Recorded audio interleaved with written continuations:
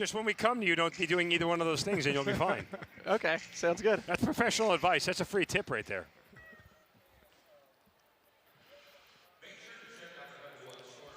Okay, so I talked to Eddie just about some pointers for the game that I can kind of go over if we want. Yeah.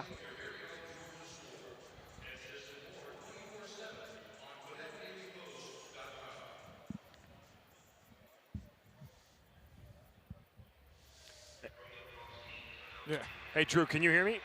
I can. Okay. I heard you, but again, I think it's through someone else's mic. Oh, gotcha. Oh, there we go. Okay. Well, don't forget to button your top button on your shirt, though, by the way. Is it undone? Yeah, it's undone. Man, that camera's good.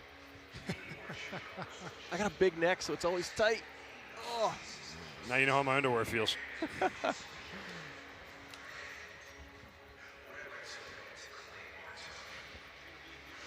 I'm going to be in here, but there's room for more if you're coming in. Yeah. You selling seats down there, Drew? Yeah, exactly. $5. Oh, you're going to have to be my eyes. How are we looking? I need to zoom I in. can't hear you now. Oh, you lost me?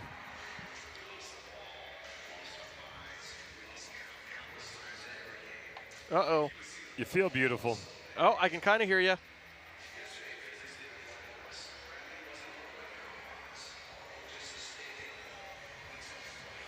I can't hear anything right now. That's because I'm not talking. Yeah, no one's talking.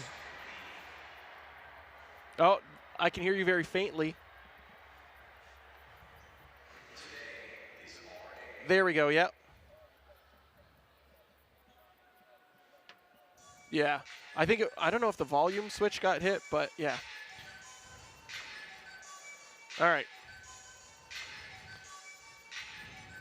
Yeah, so I emailed Eddie just asking him for some talking points, and he just mentioned to me, just so for us throughout the broadcast, so I guess we're on the same page, Randy Stotts being back, Joel White being healthier, and Joel White.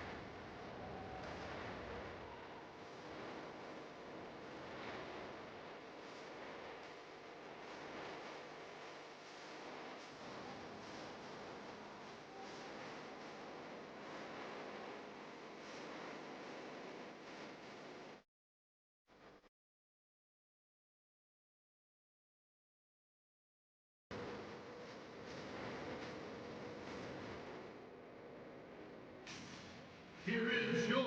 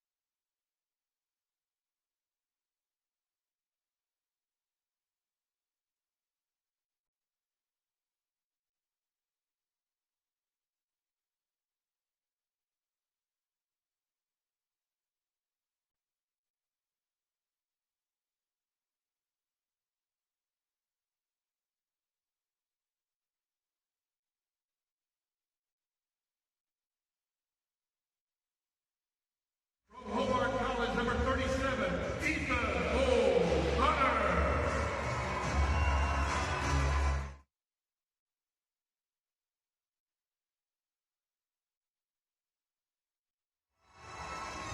Next up from Robert Morris University, number 46, Kyle Monetize.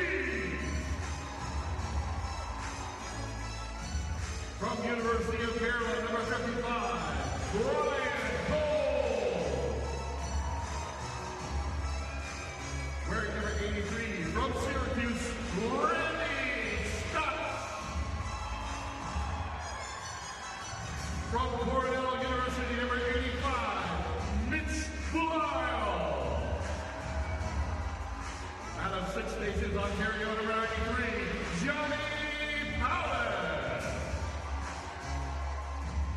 And now for the goaltender, number 30, from Kitchener, Ontario, Mike Houlihan. And from Burnaby BC, number 50, Ronnie McDonald. And now the captains of your Georgia Swarm, from Limestone College, number 32, assistant captain, Shane Jackson. Out of Cornell University, number 45, assistant captain, Jason Noble. Out of Rochester Institute of Technology, number 24, your captain, Jordan McIntyre. The Swarm is coached by head coach Ed Camo and assistant coaches Sean Ferris and Dan Lassour. Let's hear it for your Georgia Swarm!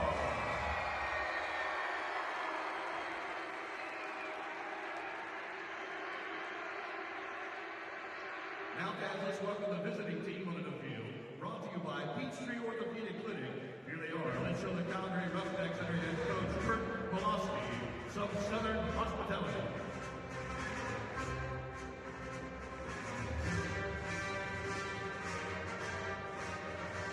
Tonight's NLL officials are crew chief Ian Garrison, assistant referee Matt Robinson, assistant referee Kyle Kittery, and your shot clock operator Jonathan Eichner.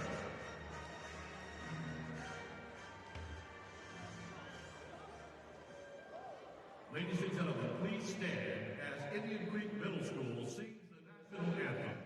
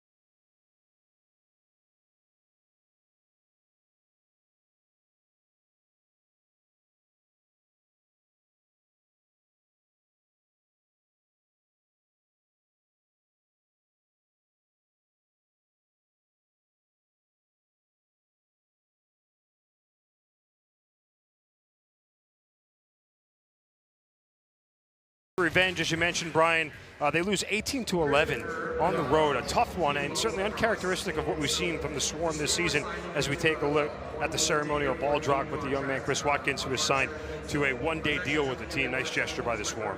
Yeah, one of the great things about this league is doing things like that, giving back to the community, and the Swarm and John Arlotta definitely do that in many different ways.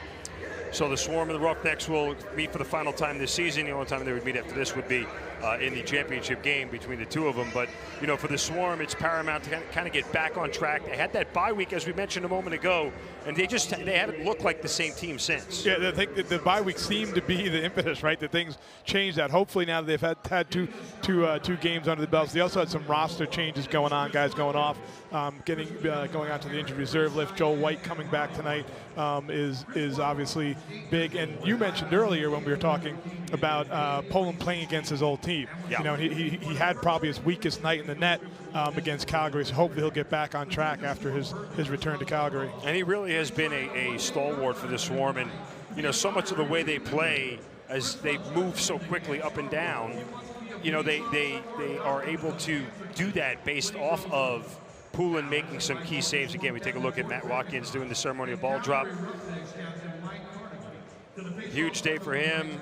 Obviously a big lacrosse fan. You can see the young man there taking part as he gets to enter like the rest of the players do with Stinger, the Swarm mascot. So certainly was a wonderful evening for him, and it's been a great couple of days for Matt Watkins and his entire family. So the Swarm and Roughnecks will get here going in a moment. As you mentioned, Mike Poulin will be between the pipes for the Swarm, and it'll be Frankie Sigliano in net for the Calgary Roughnecks as we take a look at him here. And he comes into the season 4-4, 12.01 goals against average and a .751 save percentage. And that 12.01 goals against, 5th in the NLL. Yeah, he's having an excellent year. Came off a great summer up in Maple Ridge, which I think really set him up well to have an outstanding pro season here with Calgary. Poulin on the season 6-3 at 12.31 goals against, 8th in the NLL, a .780 save percentage. That's good enough for 5th in the league. And now we take a look at number 11, a guy I'm sure is happy to be standing on the Infinite Energy Arena at Harris Cherokee Casino Field as Joe White makes his return for the beginning of the year. Yeah, outstanding athlete. He'll be all over the floor tonight. You know, him and Rannigan together could be an awesome duo for Georgia. And we are away as the Swarm wearing their special St. Patrick's themes uniforms here. The normal yellow being replaced by little Kelly Green on St. Patrick's Day. A big check to start from the Swarm. And there's Joel White picking it up, getting his first touch of the ball in the season. He dumps it off to Ethan O'Connor, and the Swarm will set their offense. And you know, we've seen the Swarm get off to fast starts, Brian, and that's really critical for them, as they do right there. He scores! Welcome back, Randy Stotts, as well. Asking you shall receive, Mark. So you asked for a quick start. I don't think it could be much quicker. We were talking a lot about the goalie play and some other things, but their offense has kind of been stalled. And Randy Stotts missed 3 of the last 4 games. Nice to see him back and starting things off very quickly with an underneath move, and then reaches to the far side for the shot with those long arms. Stotts' 13th goal of the year, and he is so critical to what they do. He's such an offensive player. Like, he's just so tough to defend. Yeah, we were talking earlier about, you know, so much about Lyle Thompson this year. It was Randy Stotts that was Rookie of the Year last year. Yeah. He was the stronger player of the two last year and has been outstanding this year, despite the fact that Lyle Thompson has gotten more of the headlines. And the faceoff goes all the way behind goal line extended for the Roughnecks and picked up by Jordan McIntosh. He loses it there and then gets it back. That's a way to win your own faceoff. That's working for it. Yeah, Joel White is a really exceptional athlete. He's down there battling 3 guys, picked it up twice, got it taken away once, and now is battling again. Joel looks like he's making up for lost time, trying to hit everybody in sight. Exactly. And his shot, oh, and a great scoring attempt for the Swarm goes wide. Joe White does not know the meaning of the word quit. He will fight to the end at all times. So now we get our first look at the Roughnecks in the offensive zone, and coming into the game tonight, they boast one of the best scorers in the league in Curtis Dixon, and the leading goal scorer with 33 on the year. Yeah, Curtis Dixon is a stud in this league. He's a great goal scorer. He will get his shots. He's going to take a lot of shots most likely, but he's a great goal scorer, and he's also a good setup guy. He's up there in assists as well. Yeah, you see Dixon right now working his way up the floor. And Calgary boasts a bunch of different scores. Wesley Berg, 16th in the league. Dane Doby, 7th in the league. Yeah, Dane Doby's played his entire career here in Calgary. Has been a very solid complementary player for a long time, often second or third on the team in scoring. And there's Jeff Shatler trying to work around and swings it over to Digby with a low shot. Got past Poulin. I think it went under his arm or past his leg, but as he gets checked up in the corner by Doby, and now has to retreat back into the crease. Well, Jeff Shatler's another one to keep an eye on for Calgary. He's a former transition player of the year. And here comes Rannigan sprinting up into the offensive zone. He pulls back. And looks like he's going to try and find somebody to dump it off to and head to the bench, and he does. There's Jerome Thompson swinging it across. And a shot from his brother Lyle. It's saved by Sigliano. A long outlet pass picked up by Bob Snyder and deflected wide. Snyder actually activated earlier today for the Roughnecks. Yeah, had been listed on their practice roster. I think they probably brought him in for his face-off skills. He's a solid defender, tough kid, but he's also a strong face-off guy. Pace frenetic at the start, probably favoring the Swarm. It's a style they want to play as we get another shot right there from the Swarm and saved by Sigliano. And Sigliano coming up big so far, has been tested early. Mitch Wild with a shot. Poulin answers.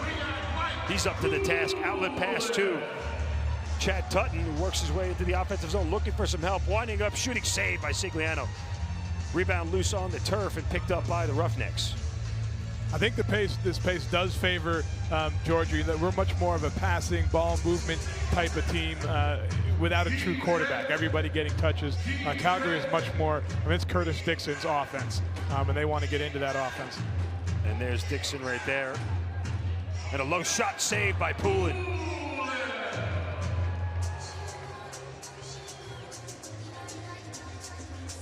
Now the Swarm will come out offensively. Both goaltenders really doing their job early on. And both teams so far willing to run a little bit. Yeah. I mean, Sigliano's first goal was kind of soft. It wasn't exactly a laser shot. It was just a good, well-timed shot by Stotts. I think he was caught out of position. But other than that, he's answered everything that has come his way.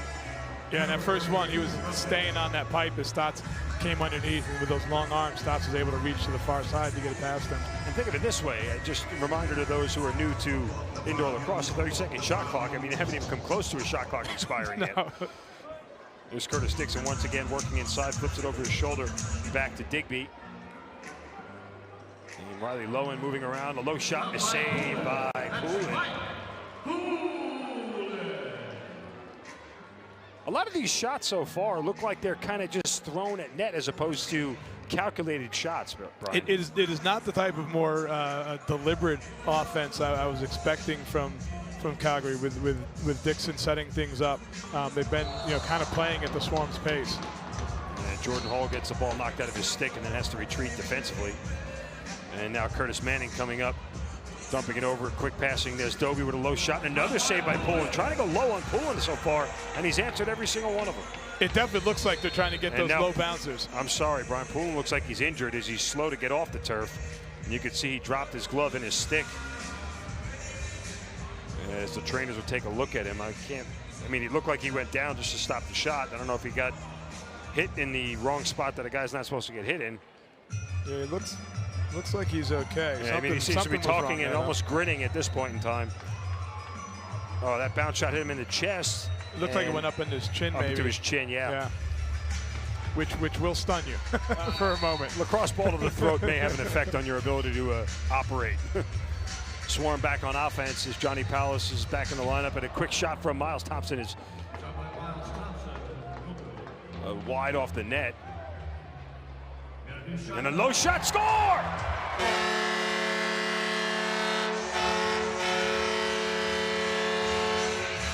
So two goals glove side low for the Georgia Swarm.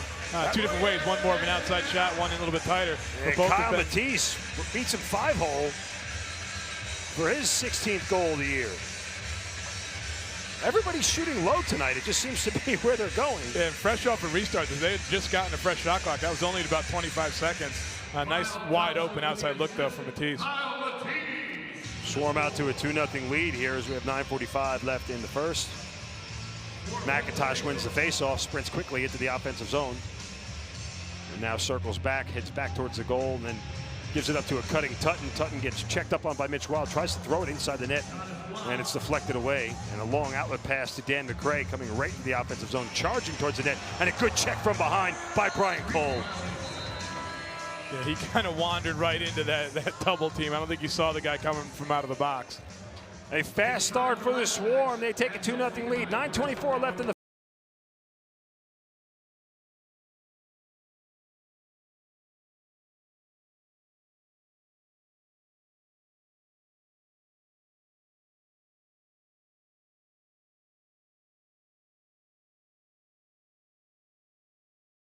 Caribbean Beer Company and Miller Coors are the official beer car partners of the Georgia Swarm. Tonight only, we have a St. Patrick's Day Green Miller Lime on sale for $7.50 at sections 102 and 103.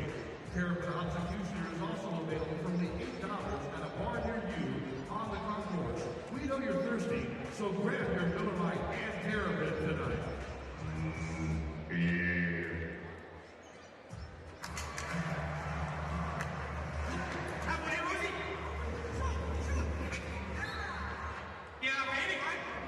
Welcome back to Harris Cherokee Casino Field of the Infinite Energy Arena. The Swarm lead the Roughnecks 2-0 here in the early going. A new wrinkle in our broadcast. He's not exactly in the sin bin, but Drew Petkoff sitting between the two benches giving us an update. Drew, what do you got for us? Thanks, guys. Appreciate it. Basically, Swarm off to a quick start. I talked to Coach Eddie Como before the game, asked him about some of the keys, and one of the big things that he mentioned was defense has to be a bit more aggressive on ball, and I think you see a lot of that tonight. Calgary has not got some great opportunities, and it's all because Swarm defense is pushing out, being aggressive on ball, and taking away that playmaker's options. Thanks, Drew. We'll check back in with you later on. Swarm again a 2-0 lead, and the pace so far, Brian, as Drew mentioned, you know, they're not really giving a lot of great offensive opportunities. Yep, and the playmaker he mentioned is primarily Curtis Dixon, right? That's when they start pressing out. The key is going to be that one-on-one matchup on Dixon, allowing other guys to press out and take away the other options for him. So the Swarm will start with 23 seconds on the shot clock here from a restart. Jordan Hall works his way quickly up. And now it's Matisse circling back. Matisse along with Powlis, We got Jackson. a little sneak going. Goalie came off. Little sneak play here off the timeout. And a shot from Lyle Thompson hits off the back of the boards. And now Poulin has to quickly sprint back into the net, and does. So when I say sneak, they're running 6-on-5. You can see Dobie on the other end on the far side just jumping up and down before Poulin got to the net, hoping somebody would see him. And now we're going to get a quick whistle here. The sneak play is a good idea coming out of a break, and you go into some kind of motion to just get the defense into the idea of the motion and then slip the goaltender off. Calgary number 44, 2 minutes holding the stick. All right, so Dane Dobie going to head to the box. That obviously happened on his exchange when he was sitting right in front of where Poulin was racing back to. Probably, perhaps a little annoyed that he never got the ball. So the Swarm will head to the power play for the first time tonight. And the Swarm power play converting on 53% so far this year. Drew mentioned when we spoke to him earlier that they had high expectations for the power play to look better this time around. Hope we can hear more from him about that later on. Powlis' shot there saved by Sigliano, and the Swarm get the rebound. Swarm come into tonight as the highest scoring team in the league. And their power play has been outstanding overall through the season. As they're working around 14 left to shoot. There's Lyle Thompson, another low shot that is saved. And Miles goes to retreat for it. Actually, that shot never made it to the net. There's only 4 seconds left in the shot clock. And that one does, and it's in!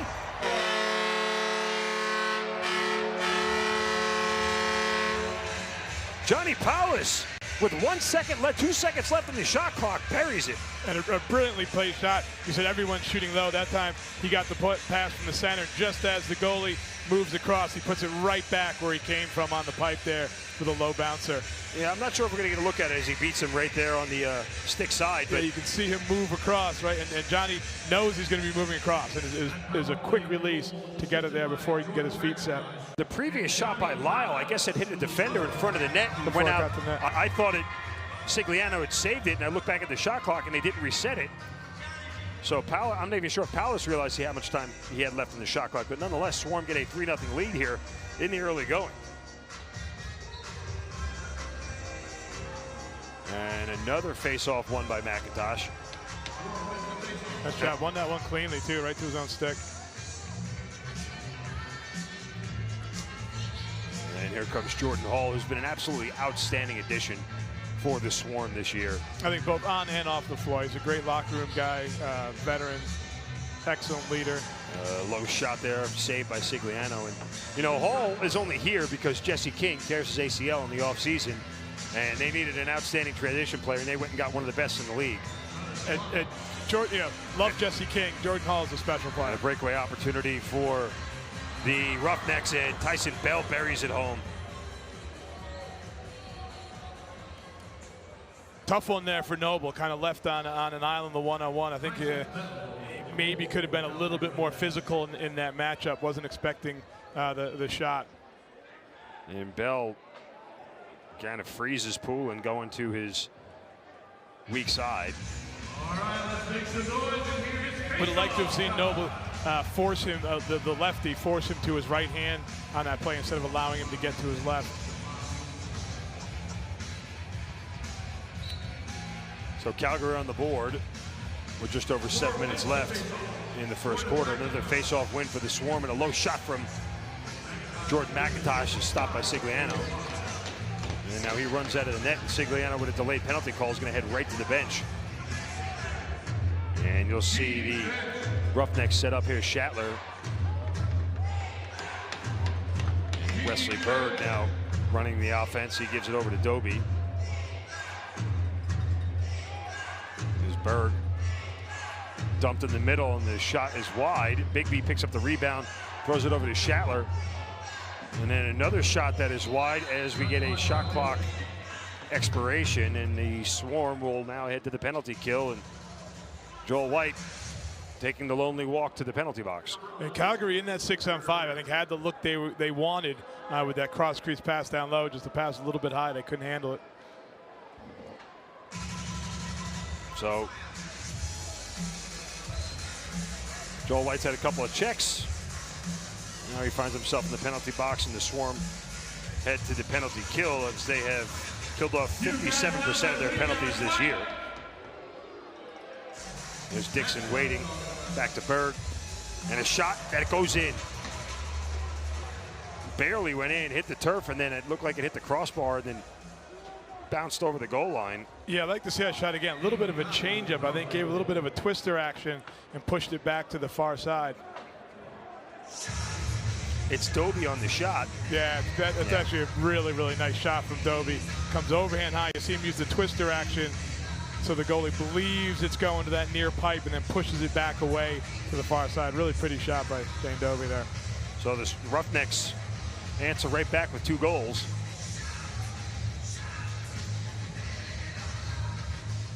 And ultimately the white penalty cost the Swarm.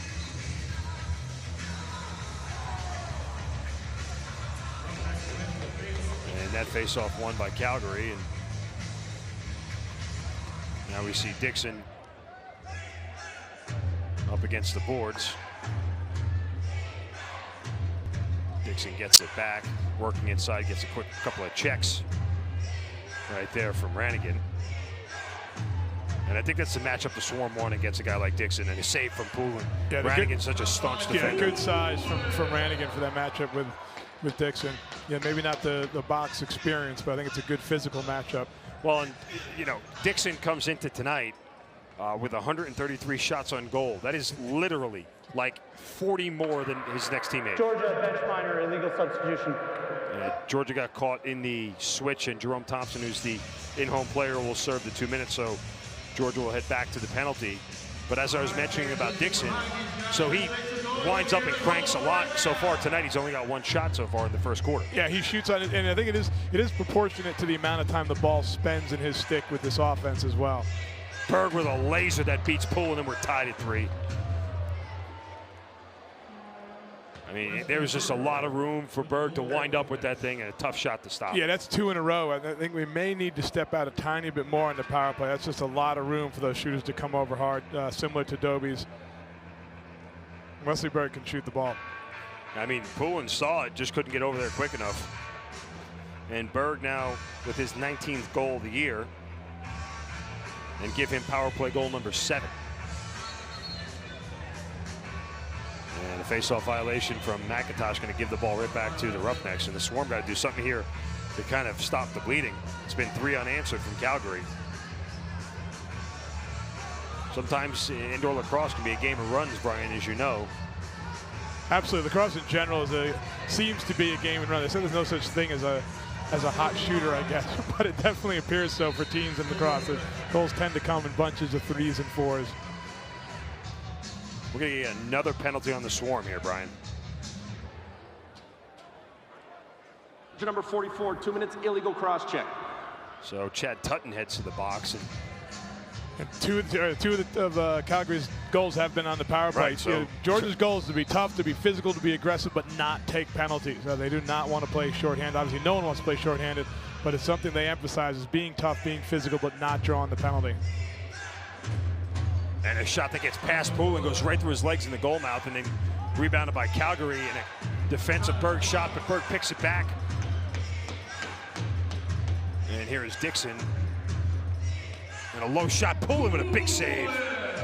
2 nice saves in this set thus far by Poulin. And Dixon looks like he's going to let it fly again, does not, gives it over to Doby.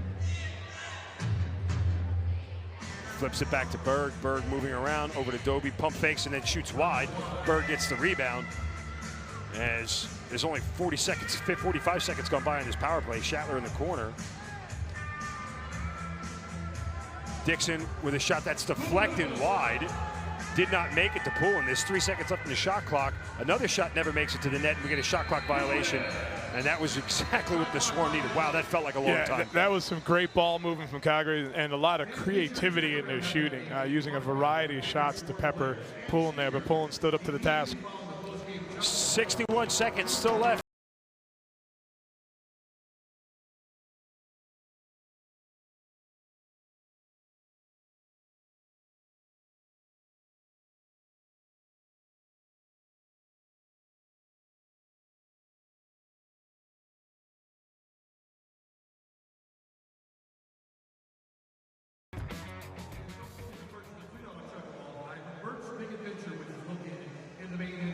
First place wins a $50 gift card to Dick's Sporting Goods and 2 quality sideline season tickets. Second place wins a one-night hotel stay and breakfast at Sonesta Gwinnett Place Atlanta.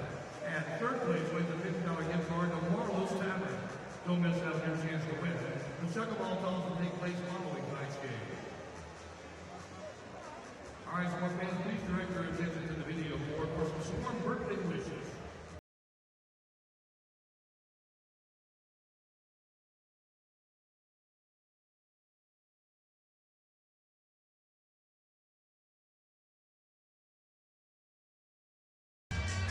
Hey fans, pick up the brand new Georgia Swarm gear during the 2017 season.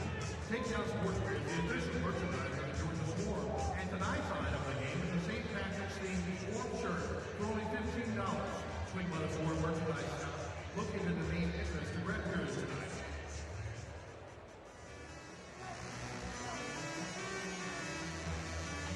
Welcome back to the Infinite Energy Arena. Really quick adjustment the Swarm made on that penalty kill.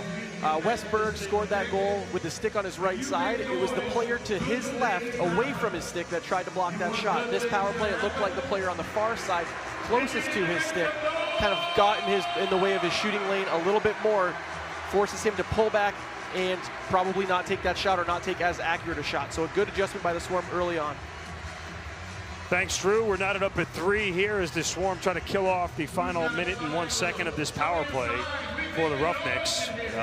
And they will start out with Mike Poulin, and now he's heading back to the bench.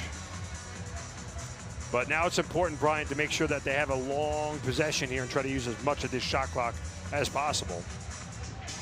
Or a shorthanded goal would be an excellent turn of events for the Swarm. Does not happen, though. All right, just need to kill off the remainder of this penalty. Remember last time, 30 seconds left, sorry. Last time, a variety of outside shots last time, and as Drew mentioned, trying to adjust to get out on in the shooting lanes on their approaches to the shooters. There's Digby with a pass over to Shatler. In Calgary, changed it up that time and came with a cut instead of sticking to the perimeter shooting. Cut Digby down the center. So the Swarm will be able to kill off this power play. Now let's see if they can swing the momentum back in their direction by getting a goal here as they wait for Tutton to get out of the box. And the penalty officially over. Tutton comes right into the offensive zone as there's 11 left to shoot. And a windup from Shane Jackson. Sigliano with the save as Jackson paid the price. He took a big hit after releasing that shot. And here's Bob Schneider waiting in the offensive zone for his teammates. Good look at the cage effort. I didn't think he had the angle for that shot. That was a pretty solid shot, though. I think it may have even gotten some of the pipe. There's Digby.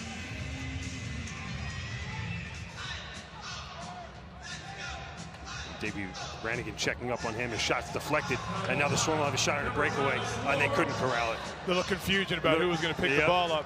Brian Cole gets it, waits, shoots. Sigliano with a save. Those precious seconds changed it dramatically. It would have been two guys going up alone on the goalie there. Calgary very fortunate that Brannigan and Cole both looked at each other and thought the other guy was going to take it. There's Jason Noble in the corner, matched up, looks like against Doby. Flips it over to Dixon. Dixon working inside. And he gets thrown to the turf from a check from Noble. Yeah, you got Noble with that little hitch fake, was able to come over the top, and Noble's only option was to kind of drape the arm over top to slow him down. And Mitch Belisle's going to head to the penalty box. Noble had to come over and help Belisle, who was matched up against Dixon. Georgia number 85, minor holding. You see Dixon use a little hitch fake here to get the defender down low, and then when he drives back up top, oh, no, that's the. Well, you can see Belisle with the arm up, yeah. But you can see Belisle with the arm up there, kind of preventing Dixon from completing his shot. And Dixon buries it right over Pullen's shoulder. And that's the exact move that the hitch comes off of. It's the fear of that move, the underneath move, to get you to bite on that hitch where he comes over the top. Dixon's a very dynamic offensive player with a huge bag of tricks. Dixon adding to his league-leading 33 goals now, give him one more, and his 64th point of the year and his 8th power play goal of the season. Let's go down to Drew and get his thoughts. So Calgary, that power play had a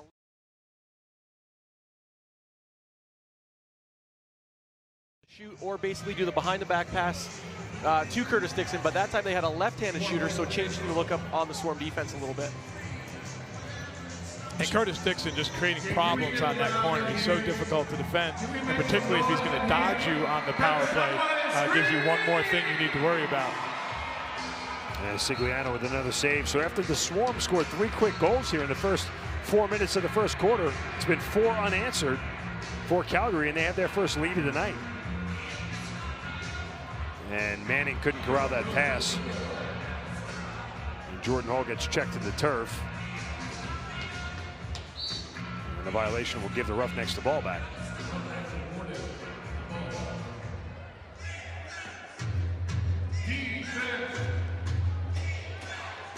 There's Digby in the corner. Tries to flip it in the middle of Doby. It's over his head. The ball bounces off the boards and then picked up by Calgary. 11 left to shoot. Nice job on the inside there by Georgia, covering 2 simultaneous cutters. So there was no one left to receive that pass. Dixon and Belisle matched up again, and they both hit the turf. Refs don't call anything.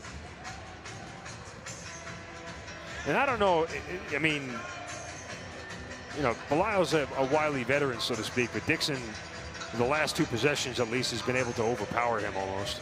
Yeah, he's gotten the angle on him each time with some sort of little fake. He's able to get his shoulder to the inside on Belisle, which makes it tough for any defender if you lose that initial angle. And another turnover from the Swarm, uncharacteristic, as their offensive possessions to start this game were very crisp, and Pullen with a huge save. Ball's loose on the turf. It's a crease violation. And a crease violation will give the Swarm the ball, but they need an offensive set here that is something that they can work off of, Brian. I agree. Get the ball moving a little bit, get everybody in touch. And Mike Pullen on the bench right now. And it pays off. Oh, they're going to say no goal. They're going to say it was a crease violation. And the goal is waved off. Calgary coming out and pressuring the ball real hard there and kind of not allowing them to get into a set offense, just forcing them to dodge. I wonder if Eddie Como's going to throw the challenge flag here. He's kind of looking for a replay somewhere, but I don't know if he's going to get it. It happens so fast. We'll take a look real quick at it as there's Lyle Thompson, and yes, his brother Miles clearly in the crease. Yep, it wasn't Lyle. Miles was in the crease. And it rules clarification. It's not the shooter. It's anybody who's in the crease when the ball goes Lyle over. was well out of the crease. Yeah.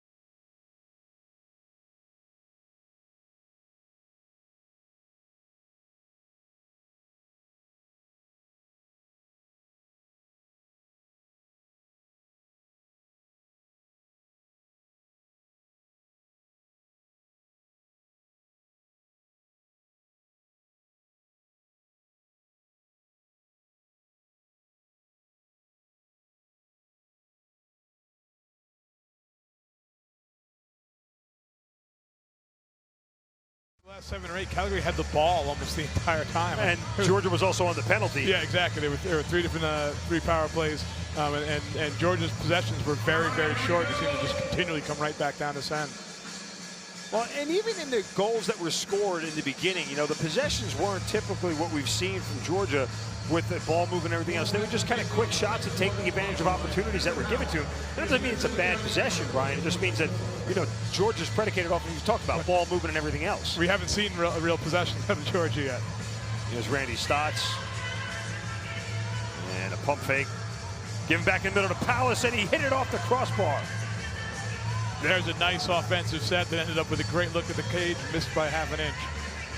There's Mitch Wild getting cut off, and then pump fakes, throws it towards Poole, and it's deflected wide. And there's Ethan O'Connor. Great ground ball by O'Connor. O'Connor, 57 loose balls on the season he's picked up.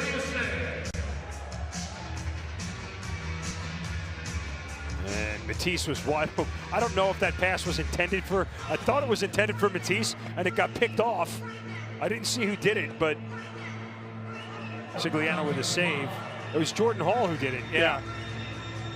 But Matisse was standing there all alone. And Miles gets dumped to the turf after knocking McRae to the turf. Yeah, nice body Swarm contact get it. from Miles. McIntosh shoots, scores!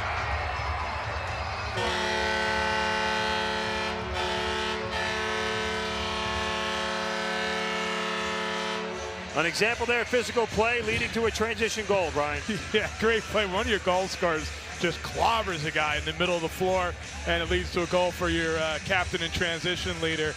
Just a beautiful thing for your team and great for your energy. And give Joel White his first point of the year as he gets the assist. But White right there to pick up after you talked about the hit from Miles Thompson. And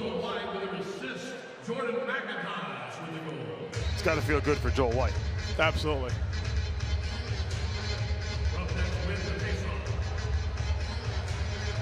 And there's Rannigan looking for an outlet pass. And McIntosh throws it back for Stotts.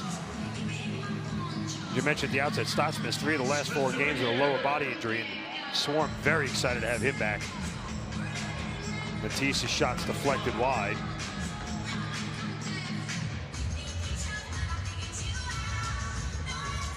Yeah, Stotts is one of those guys that's, obviously is dynamic and all, but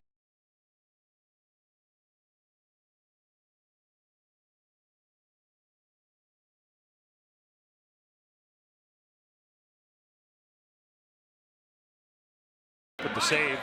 and for those of you that are field lacrosse players, in box lacrosse, you can play without your stick. You saw the defender lost his stick there. His job is to continue playing defense and ideally find an opportunity to pick it up.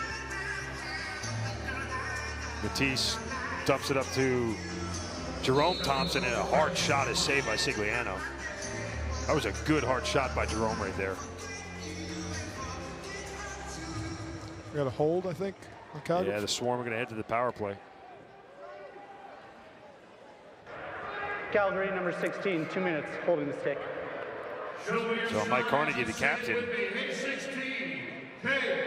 And the Swarm will have a chance to regain the lead here. So it'll be Mile and Lyles along with Stotts. Drew mentioned the difference in a righty and lefty power play.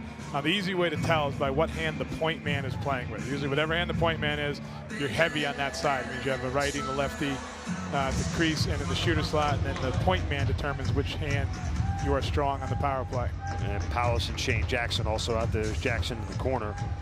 And a shot from Stotts rings off the post and in the back of Sigliano. Wow. Sigliano just hoping that ball stayed between his legs after it trickled down. Look at this. Right off the post and landed right between his legs. Don't give any better scoring opportunities than that. That was a fantastic shot. Swarm get the ball back as they got 80 seconds left in the power play.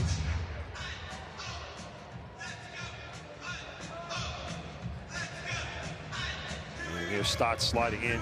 Gives it back to Lyle Thompson. Over to Powles, back to Lyle. Shoots in the corner to Brennan Miles, who scores!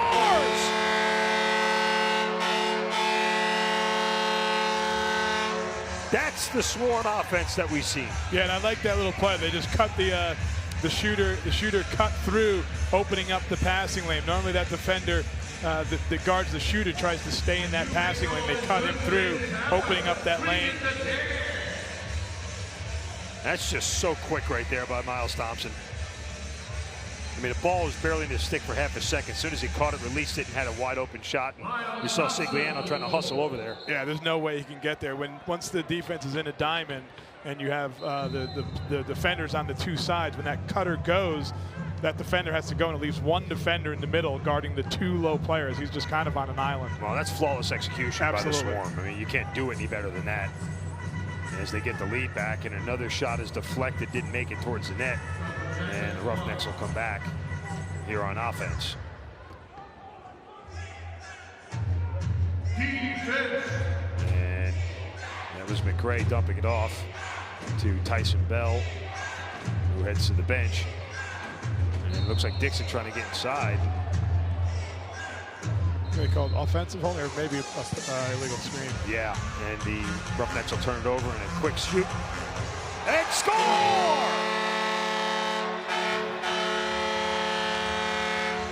Have an odd man rush, and the Swarm took advantage as Ethan O'Connor was waiting. And a brilliant extra pass there. Left Ethan O'Connor for a moment thinking, did he wait too long and blow his opportunity to score? But what a brilliant extra pass there. Ethan O'Connor super patient, waits for the goalie to get completely out of position, and then just throws it in the net. And beats him 5-hole. O'Connor with his 3rd goal of the season. Coach's challenge. And this will be a challenge here from Kurt Malowski. I wonder if the challenge is O'Connor, or I didn't even see who actually threw that pass from the backside.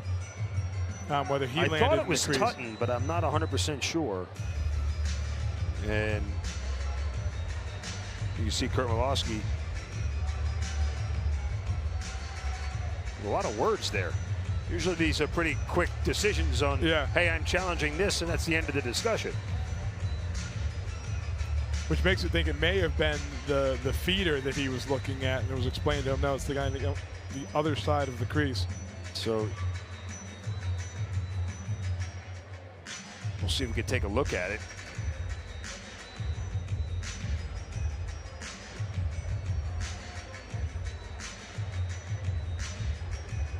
As we get a replay here. Now, as long as he stays out of the crease.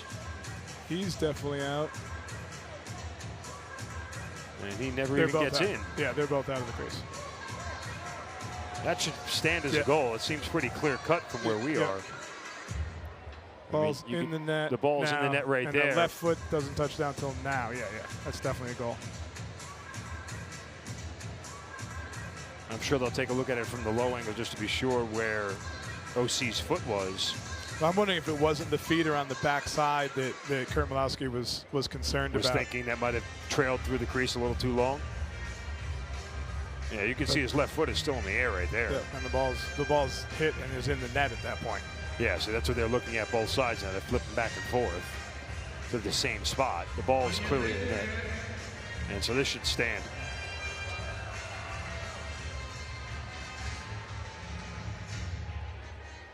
The ruling on the field is confirmed. Good goal. So Ian Garrison makes the call. The Swarm back up by 2. 3 in a row now for the Swarm. As you said, it's a game of runs, right? 3 to start the game for the Swarm, 4 for the Roughnecks, and now 3 more for the Swarm. And here's Tyson Bell, chased by Joel White. And it was Matisse with the assist from the backside. I knew there was a 4 in his jersey somewhere. I had like 3 numbers to pick from. There's Riley Lowen getting checked up hard by Brannigan once again, and Joel White as well. And White picks up the loose ball. Another strong defensive set there. Sends it across to McIntosh. His shot is wide, and a long rebound is picked up near middle of the floor by the Roughnecks. I think Jordan had him fooled with that. He pulled it back to the short side, but just missed that pipe by a hair. And here's Shatler.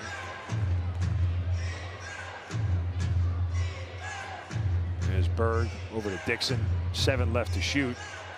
Dixon trying to find a way inside, constantly getting forced back. That's some solid defense right there by Jason Noble. That is fantastic. Yeah, and that's basically a shot clock expiration there. It was a shot clock expiration. It looked like Dixon, when somebody realized he wanted to do it all in the zone, and they quickly forced him out of the zone. So as we mentioned, 3 straight.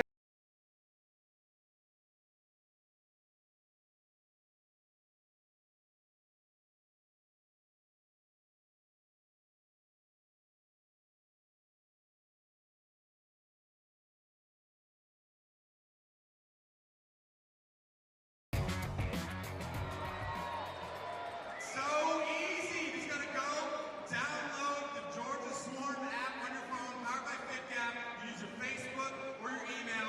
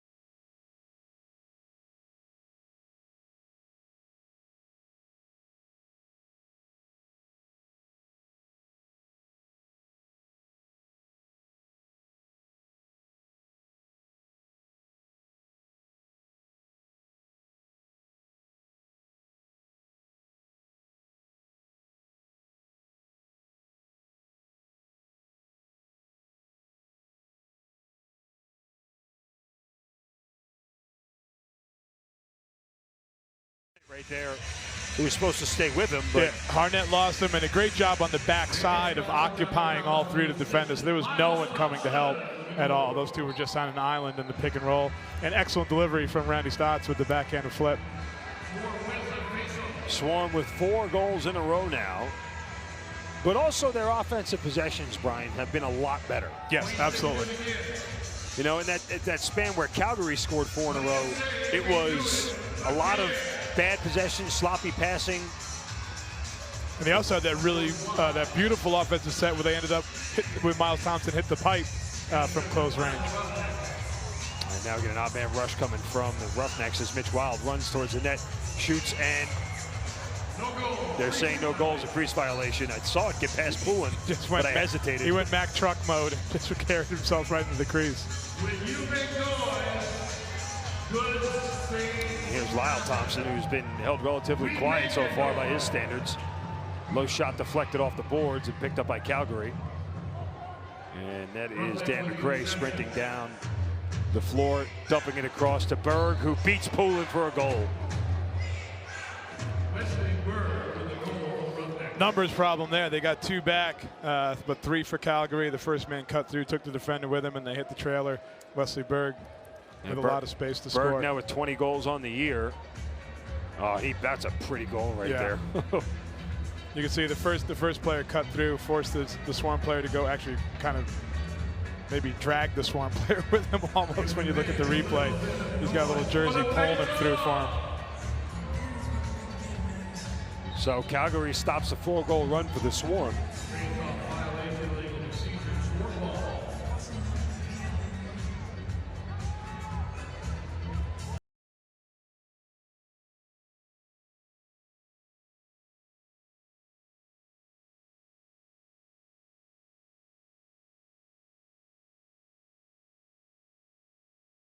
Calgary 11 left on the shot clock, and we're going to get a penalty against Calgary right now. Calgary really extending up high, which opened up that backdoor cut from Stotts there, but really extending high, both on ball and off ball on the backside. Yeah, Scott Carnegie, or the cross check. I'm not. They're going to say a high stick or whatever, but boarding.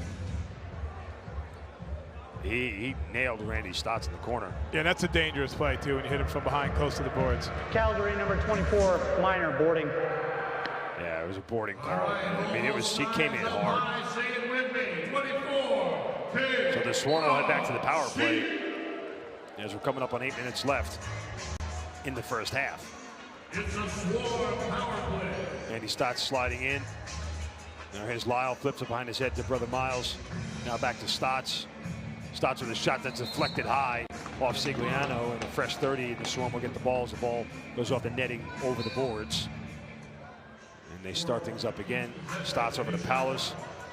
As the Swarm forwards are circling, Paulus gets it back. And Stotts moving in with a shot and a save from Sigliano. And the rebound fought for and picked up by Paulus, given to Stotts. It's off that little circling action. They ultimately were looking to seal the defender to the inside off of it to get that outside shot for Stotts. And here's Miles Thompson again, shot deflected, rebounded by the Swarm. And the shot off the boards goes out near the middle of the floor as there's 20 seconds left in this shot clock. Getting some good looks here. Paulus with his feet to Miles, who scores!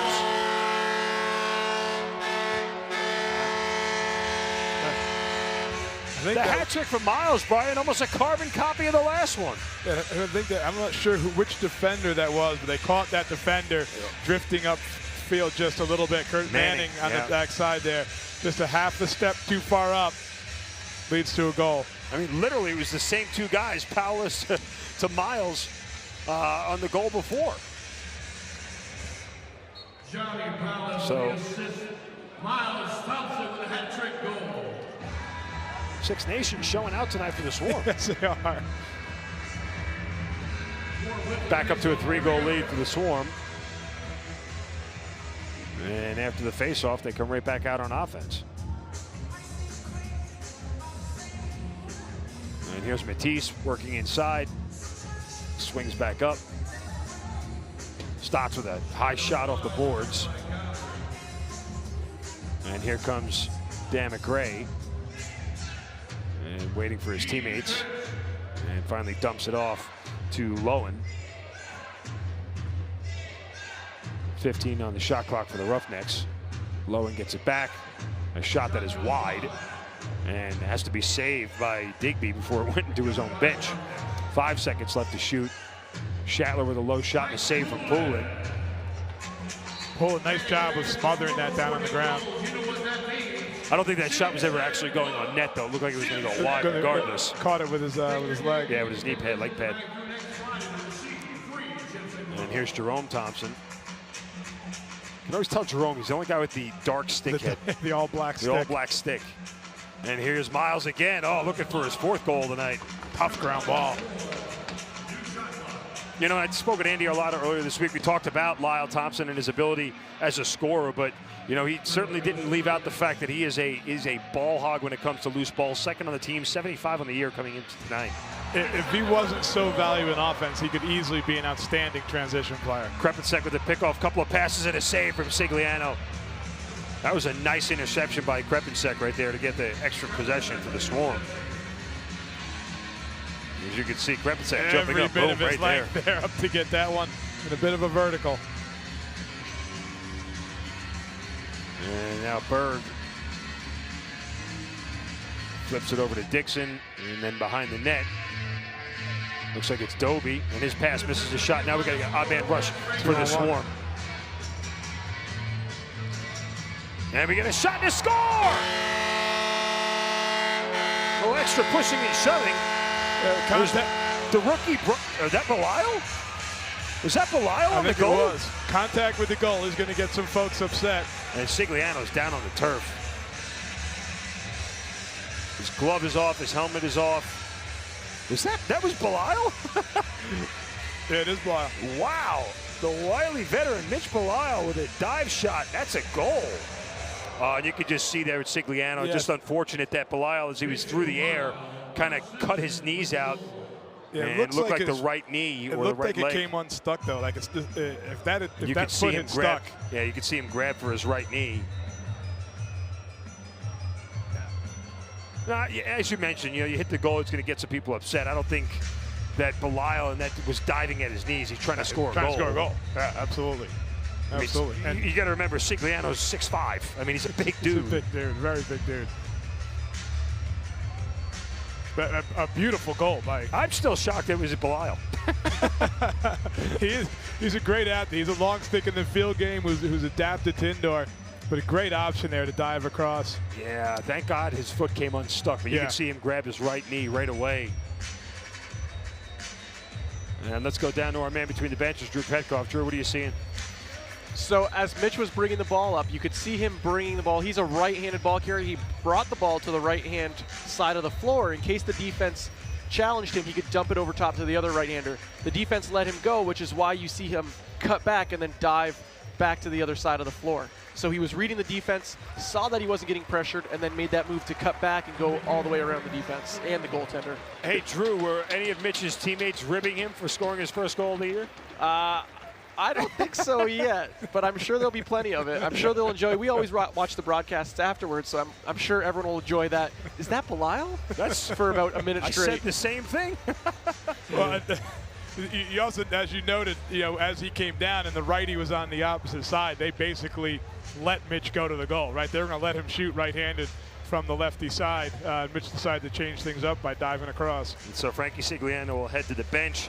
Christian Del Bianco will come in net for the Roughnecks now.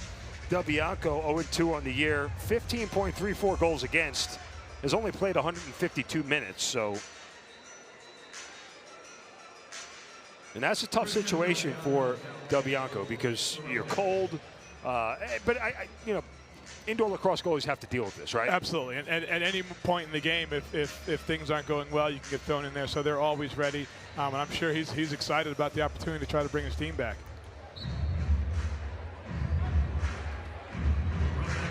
Yeah, face-off won by the Swarm, but McIntosh had it deflected and knocked out of his stick, and then the Swarm get it back. Swarm seem to be doing a great job overall on loose balls. Well, but you give some credit to McIntosh. He's won face-off after face-off tonight. Yeah, absolutely. I mean,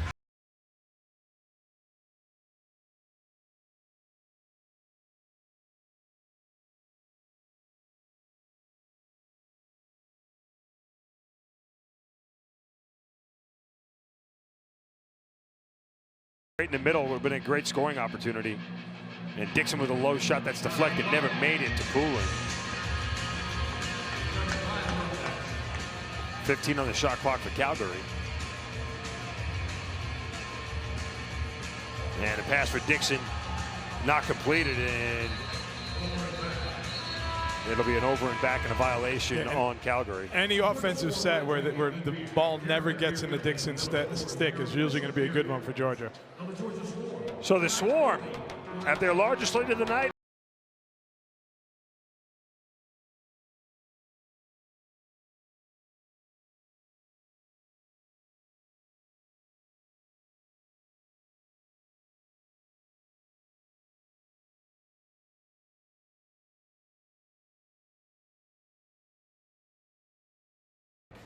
All right, Georgia Swarm fans, who wants the Thompson lacrosse t-shirt? Get up out of the seat!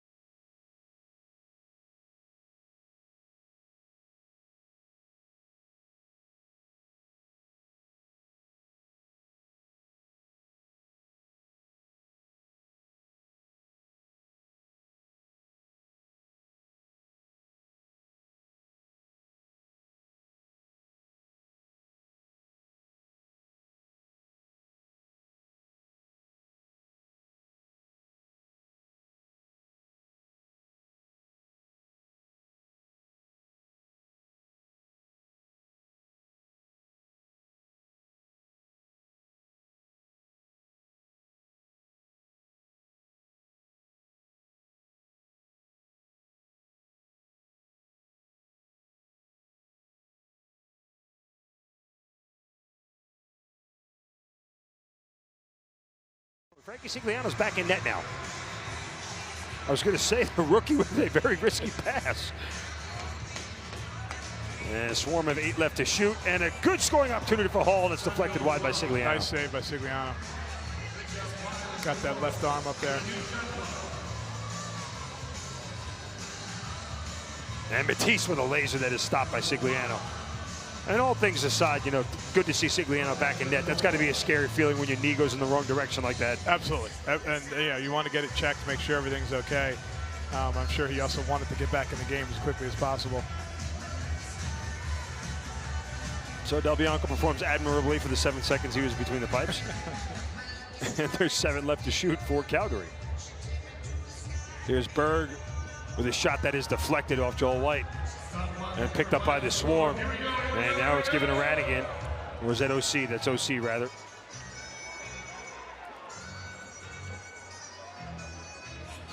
Now the Swarm will set things up offensively, 18 on the shot clock. Here's Jerome Thompson coming around a defender. Shot, oh, wide. That was a nice move by Jerome to get around really the defender there. Completely lost the defender. Here comes McRae, and a shot and a save from Poulin. And the rebound is loose, and they're going to say a crease violation. That looked like he almost batted it in. Yeah, he definitely he got the rebound and put it in, but I think he had already touched down. McIntosh on the other end, and a save from Sigliano, but a rebound score!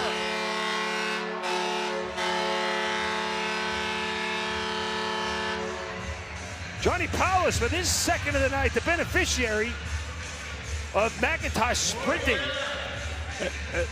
That's the beauty of this game. You get too wrapped up in the no goal at one end. Guess what? They're down there scoring on the other end against you.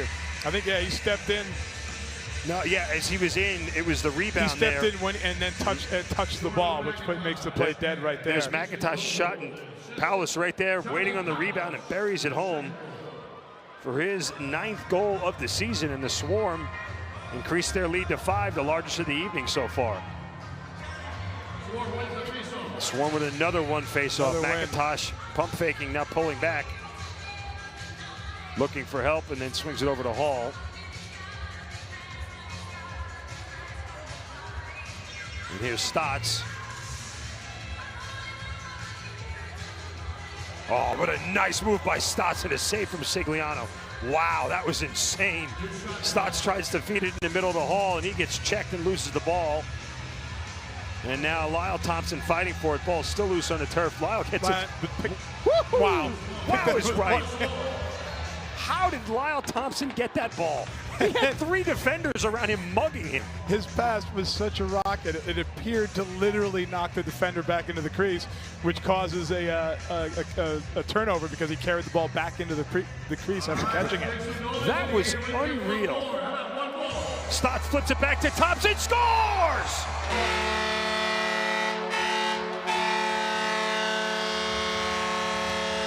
After a 1-goal game last time out, you knew he wanted one bad. Thompson gets his first of the night. And they look like they're enjoying playing offense right now and are feeling very, very confident in what they're doing. I mean, that's just not a true pick and roll, but Thompson came off a little bit of his screen and was left wide open. Yeah. Found for a pass right in front of the net. And so Lyle Thompson with his 28th goal of the season.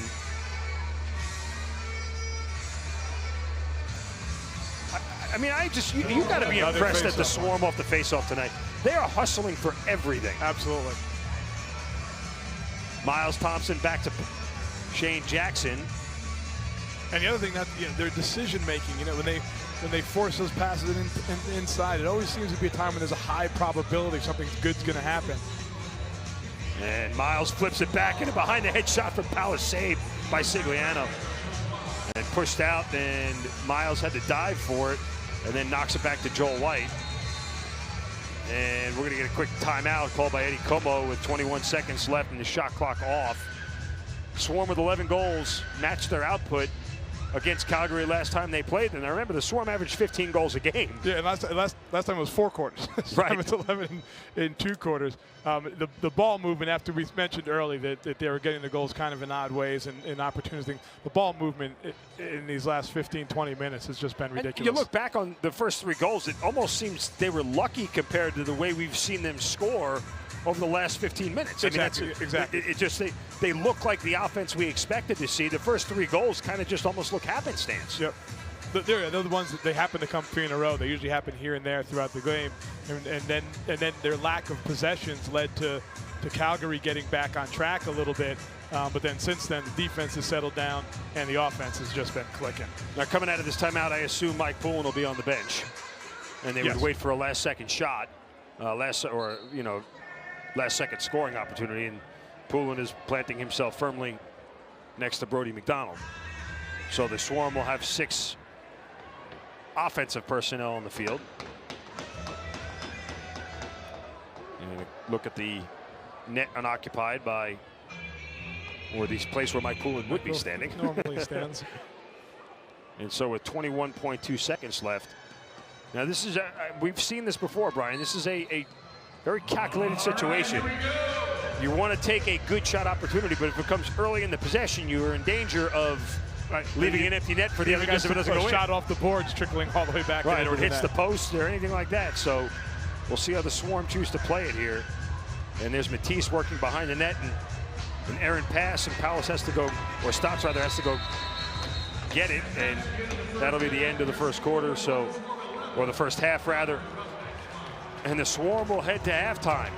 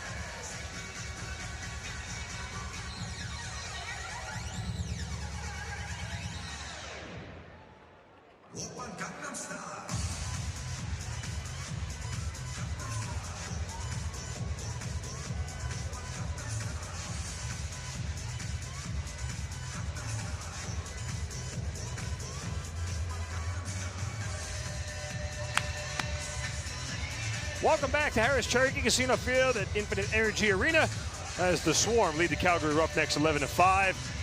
Finishing up halftime here alongside Brian Silcott, I'm Mark Zinno. It was a very interesting first half. The Swarm got out to an early 3-0 lead and then kind of relinquished it with 4 goals given up basically off bad penalties and power plays, but they managed to run an 8-1 finish at the half. Yeah, it was kind of that when it got to 4-3, it was like, okay, let's have a reset.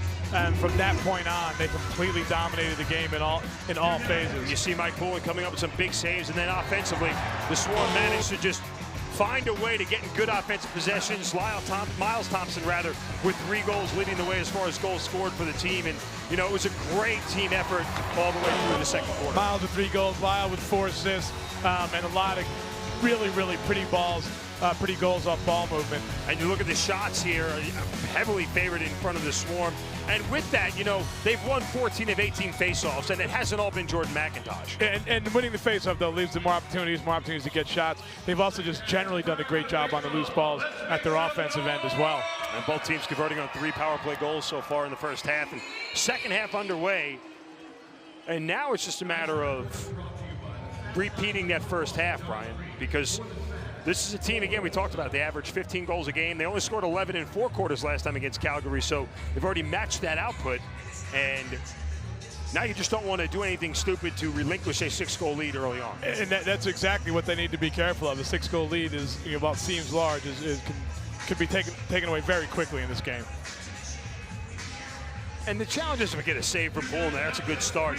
But the challenge is because there's so much time, there's definitively a difference between being conservative and playing not to lose as opposed to still playing to win. You've got to still be aggressive. Exactly. I think it's very dangerous as a coach, at this halftime to talk about, we need to take time off the shot clock. You want to just go and play and not have the guys thinking about taking time off the shot clock, because that's when things start to go wrong. Matisse with a good scoring opportunity was denied. And here's Mitch Wild giving it back to Digby.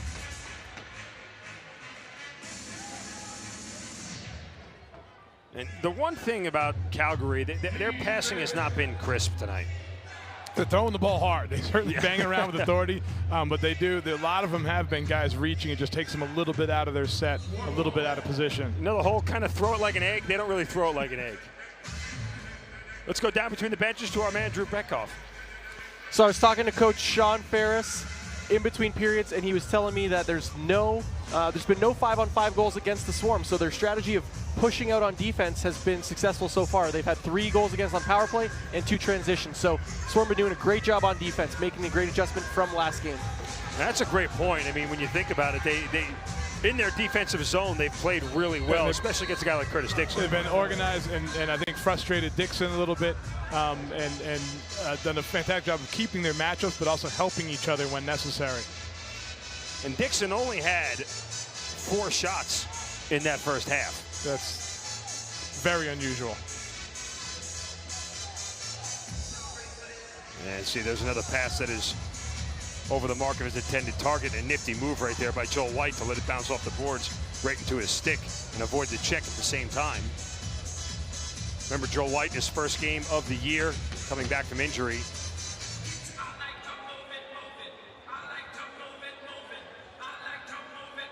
And so you could see the Swarm offensively getting into their set here, Brian, and watch how they take opportunities like that and score. Jordan Hall from about 20 feet out. Yeah, and using the set there with a man posted up in the middle, often it'll be, one guy coming down the center and then going and getting involved in the pick and roll, either on ball or off ball. But they had a man posted up down low, looking to roll out to the backside. But the distraction, I think, helped on that outside shot a little bit, having a man right in front of the net. I apologize, that was Shane Jackson. Jackson with his 22nd goal of the year. Posting up down right in front of the crease is a thankless job often. You just get pounded in there, but if you can maintain and occupy that space, it does give difficulty to a defense.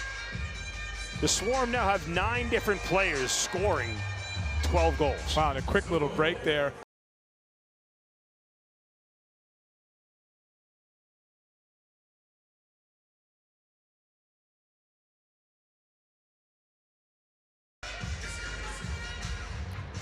And here's Dixon now as a check from McRae on Tutton. And now Tutton is all alone as he's sprinting towards the net. Tutton shoots and scores!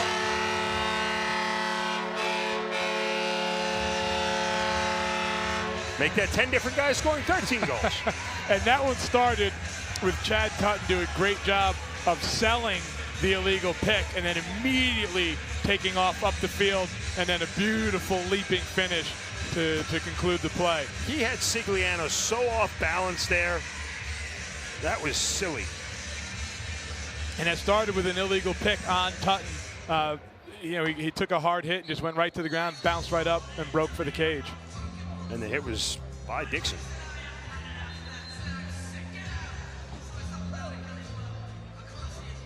So the Swarm up by 8.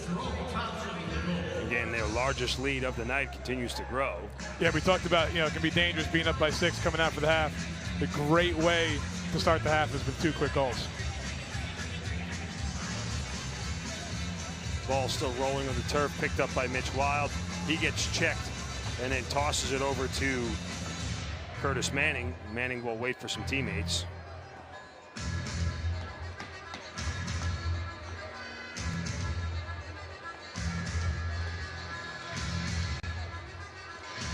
And here comes Wesley Berg, who has 2 goals tonight.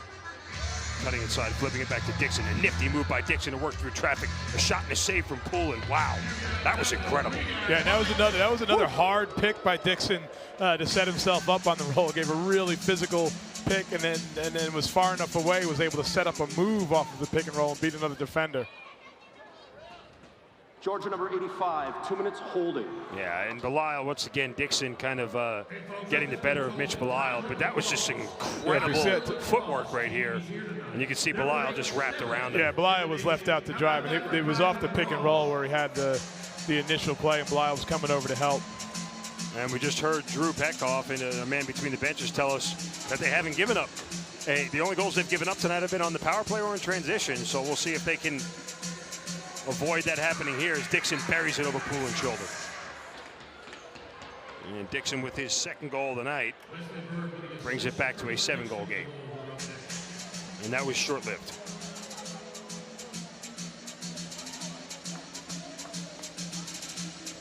Yeah, slow to get back to Dixon, and ended up with two men essentially guarding the point. And you can't leave Curtis Dixon that wide open. He's going to put it in a good spot. Dixon now 35 goals in the season. That leads the NLL. That also shows how reluctant Georgia is to ever rotate up from those low guys, from the box into the diamond. It's fully leaving it up to those high guys to cover 3 up top. And Shatler gives it over to Digby, now to Dixon. Dixon comes around a screen, tries to work inside, and does, and throws it over the net. We're getting a look of the display of things Curtis Dixon can do here. Different dodges, using pick and roll, and shooting from the outside on the power play. His repertoire is pretty full. Yeah.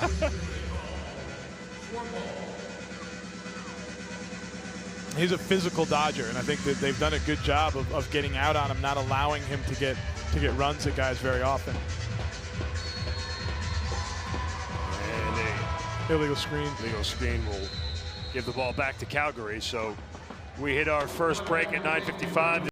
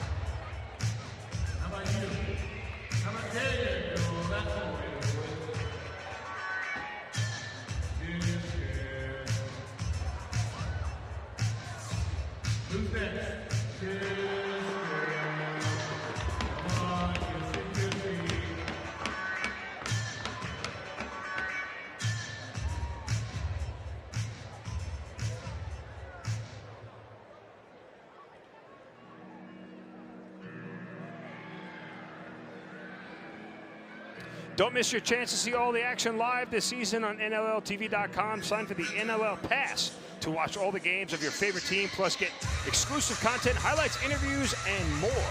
Welcome back to Harris Cherokee Casino Field in the Infinite Energy Arena. Alongside Brian Silcott, I'm Mark Zinno. Swarm with a 13-6 lead over the Roughnecks, trying to avenge their loss up in Calgary. And fans are having fun. Well, it's a great time here at the Hive. St. Patrick's Day, Swarm wearing their St. Patrick's themed uniform, replacing the yellow that's normally there with some little Irish Kelly green, if you will. They'll auction off some of the jerseys after the game. Now all they got to do is finish out the next 26 plus minutes of lacrosse and get a win. They're playing 6-on-5 there. Came out with a goalie out of the net. And now he heads back. Digby with a low shot that is wide. And that ball bounces off the Swarm bench. I was injured when they initially did it. I thought they were just doing it to make sure they got the ball out and across, but they stayed with it through a little offensive set with the extra man.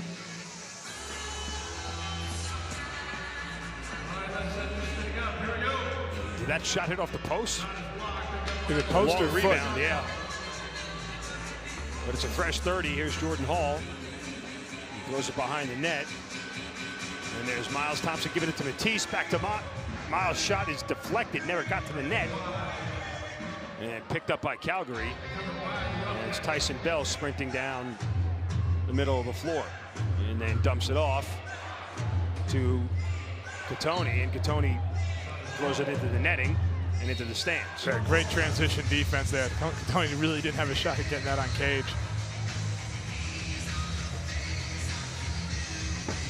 And there's Shane Jackson sliding to his left over to Paulus. And now Stott's trying to work inside. 15 left to shoot. And here's Thompson. And Lyle's shot is saved. And just outrunning everybody is Mitch Wild. He shoots and a save from Poulin. The rebound from the Roughnecks also saved. Poulin comes up big twice. Poulin. What a save. And now the Swarm get to come out in transition. Here's Rannigan running into the offensive zone, but he'll pull up as the Roughnecks get back on defense. You got to give credit to Mitch Wild. Outran the entire Swarm. Out sprinted right past him, but then Poulin with the initial save, then a beautiful second save there with the left arm. And here's Jordan Hall, has to pull back. Tries to flip it over to Miles Thompson. Miles flips it back to Kyle. 4 left to shoot, and a bounce shot is saved and picked up by the Swarm. And then Miles scores!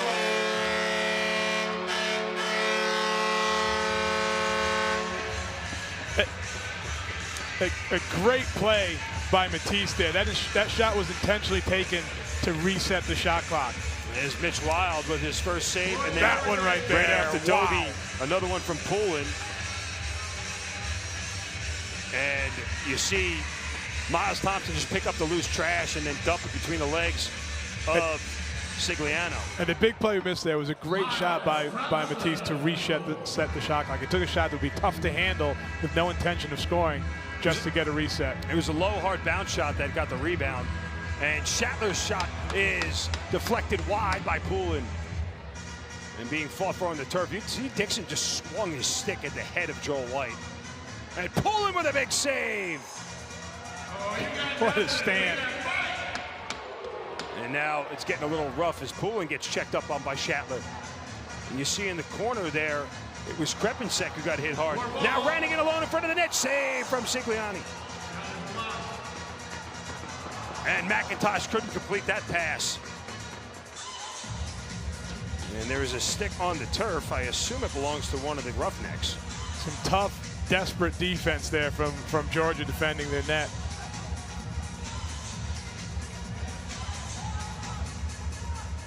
And Lowen sprinting through defenders with a nice shot and a save from Poulin. Now, if Poulin wasn't happy with his return to Calgary, he's certainly happy showing his former team what he's made of. Having a very good one at home tonight. And here's Stotts. flips it back to Kyle Matisse. Johnny Powlis working around a couple defenders, flips it to Jordan Hall with a pump fake move, spin. 5 left to shoot. Hall flips it back to Powlis with a shot that is deflected into the netting with 2 seconds left. And so the Swarm will have to do something quickly to get it on net here, and they'll take a shot clock violation. That should have been a reset. They did not reset the clock. They did not reset it, and now it's just sitting at 0. And so the shot clock still sitting at 0. Has not been turned on. Jordan Hall working through the middle, flips it back to Powlis. Shot clock still not on. I don't know how nobody is alerting the officials about the shot clock, but a low shot there from the Swarm. And now we have a delayed penalty coming, I think. Yeah, now it's going to be a delayed penalty on the Roughnecks, rather. But yeah, that and one Ed shot. Comas threw a challenge flag. He threw a challenge flag because the shot clock never reset. And I think he's going to have a case here. I don't know how they rule this. Yeah, I don't know what they can do about the shot clock didn't reset. They didn't score, though, either. Unless he's going to say Calgary number 41, 2 minutes, illegal cross-check. Is he going to say the penalty came after should have expired? Yeah, I mean, he might make an argument that the penalty doesn't happen if the shot clock is on. But they should have had a reset when that shot hit off the shoulder. The netting. Well, I don't think it made it to the net. That's why it was hit off his shoulders. I don't think a reset should have happened at that point in time. And you can see Malosky. Well, the reset should not have happened, and there were only 2 seconds on Right, that. and that's why I thought it was a shot clock violation, because it never made it to Sigliano, rather. And see, now the officials are talking. Oh, you can see it with his hands in the air.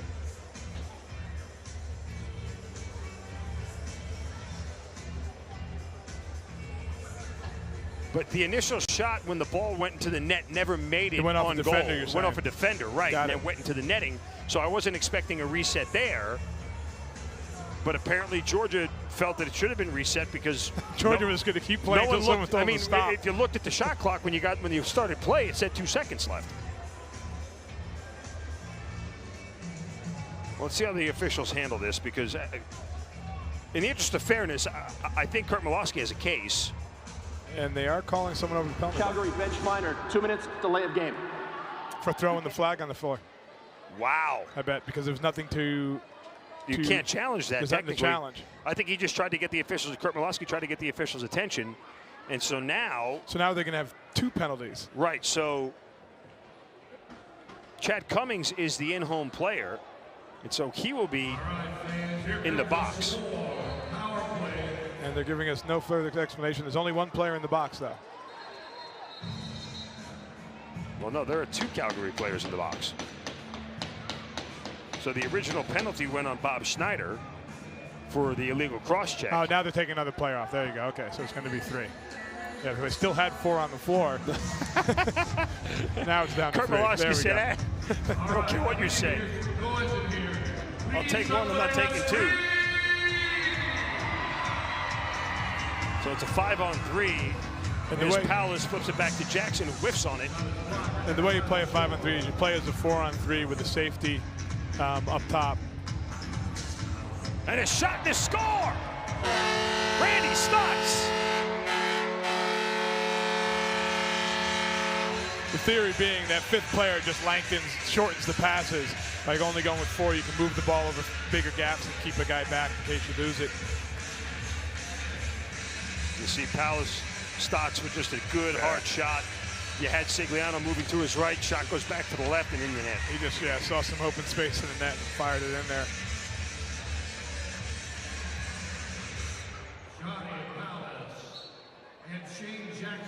So Cummings still in the penalty box, rather.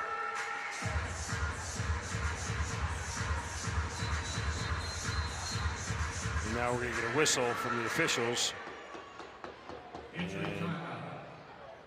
going to be an injury timeout. There's a Calgary player, Bob Schneider, who just was in the penalty box, is down in front of the Swarm penalty box. He actually won the draw there as cleanly as he's won it the entire game.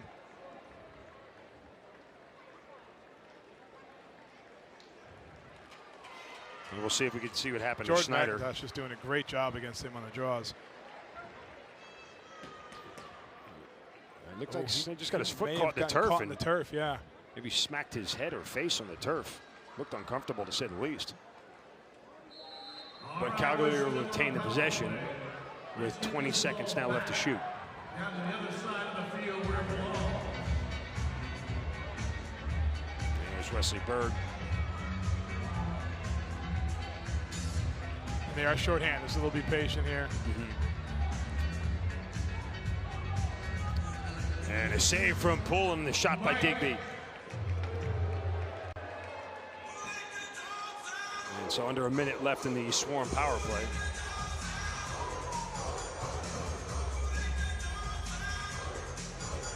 And the Swarm will take their time, set things up offensively.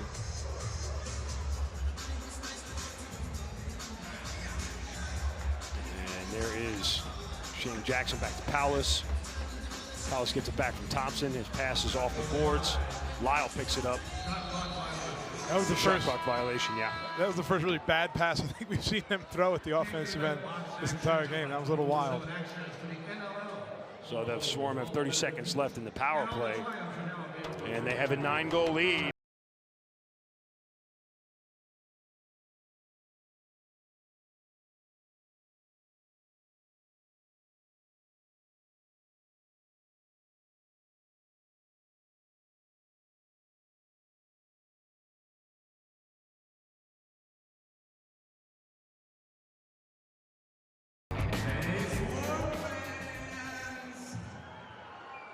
How are you guys? Come on, how are you guys? Wake it up! All right, who wants to win a Lyle Thompson autographed bobblehead? Don't raise your hands, get out your phones. They're probably in your hands anyway, because it's 2017 and you're tweeting the whole game. Follow the Georgia Swarm at Georgia Swarm LAX. Tweet right now, #swarming. And in the fourth quarter, we are going to tweet a winner, and guess what? You win the bobblehead. That works pretty good. What do you guys think? The camera shot? It's not the best. You guys want this? No. All right, follow Georgia Swarm. Georgia Swarm LAX. #swarming. Winner announced in the fourth quarter. These guys.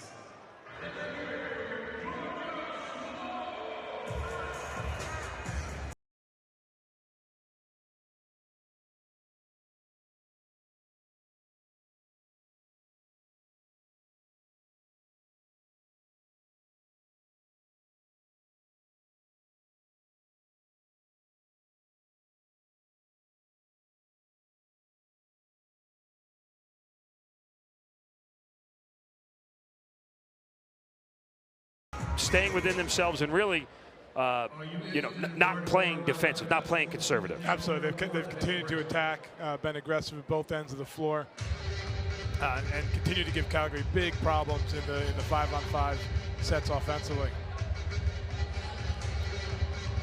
And so the Swarm's still on the power play for another 10 seconds or so, and Calgary will have to wait this out. But their shot clock is down under 10 as well, as Dixon gets double teamed. And that shot never even got close to the net. The shot clock violation will give the Swarm the ball.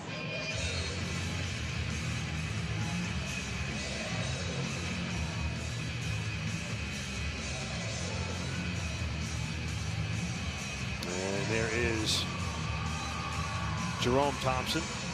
He gets it knocked out of his stick. Jordan Hall tries to pick it up in the corner. Still working for it.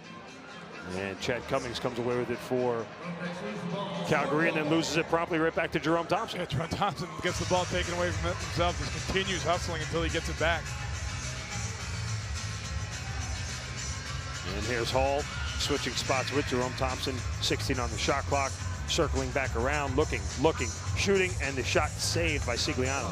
Another, these second and third chances on offense, though, for Georgia have just been wearing down the Calgary defense. That one ended up with a violation for going in the crease, but they got the loose ball again off of the shot. And now the Roughnecks are on offense as Digby. Tell you, Digby looks like he weighs about 240. And there's Wesley Berg with the save from Pullen. Pullen coming up huge. And now Noble throws it in the offensive zone to Rannigan. Rannigan with a point-blank shot and a save from Sigliano. And now Jason Noble fighting for positioning and gives it back to Joel White. Brannigan was just outside the crease and wound up and just let that thing fly. Should have taken a step towards the middle of the cage there to create some kind of.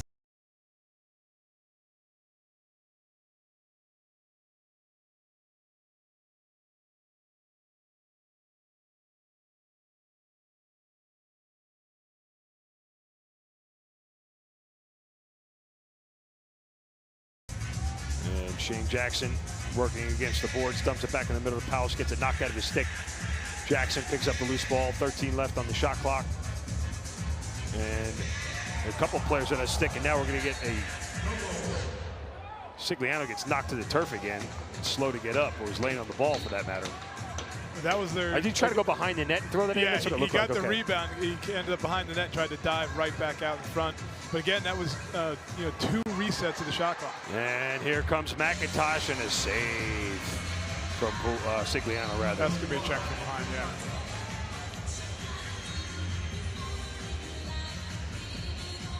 Another shot from the Swarm. They're just relentless right now on the offensive end.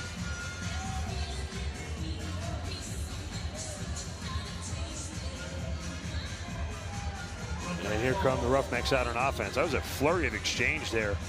And about, what, 4 or 5 consecutive possessions from the Swarm and the probably Roughnecks. 3 minutes. The ball didn't cross the midfield line. As we approach a minute left here in the third quarter, Alex Krepicek brings it over the middle of the field.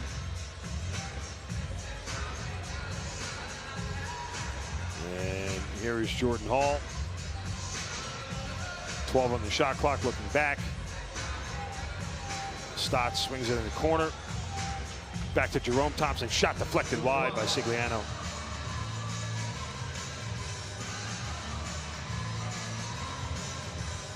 And here come the Roughnecks into the offensive zone. Pull him with a kick save. And the ball goes back out near the middle of the field. And it's picked up. And now it's all alone as Ethan Connor moving in, waiting, shooting, and a save from Sigliano. So you notice that stick on the floor before. It kind of is an obstruction. I'm surprised they didn't move it sooner, but for player safety, the official could toss it out of the way. You saw the players trying to move it out of the way. And finally, the official stepped in and threw it to the boards. So Calgary will send Sigliano to the bench and put the extra attacker on as we are under 10 seconds left here in the third quarter. Dixon swings it over to Berg, dumps it in the middle of Lowen, and it's picked off. And Joel White throws a long pass and just misses the net. It bounced over the top. It was Would have been a great online. welcome back goal from was Joel White. online. He could just chuck it to an empty net and missed, and the third quarter expires. And the Swarm hanging on to a 9-goal lead, 15-6. We'll come back with the final 15 minutes here out at the Hive as the Swarm try to snap a 2-game losing streak. You're watching Georgia Swarm Lacrosse on NLLTV.com.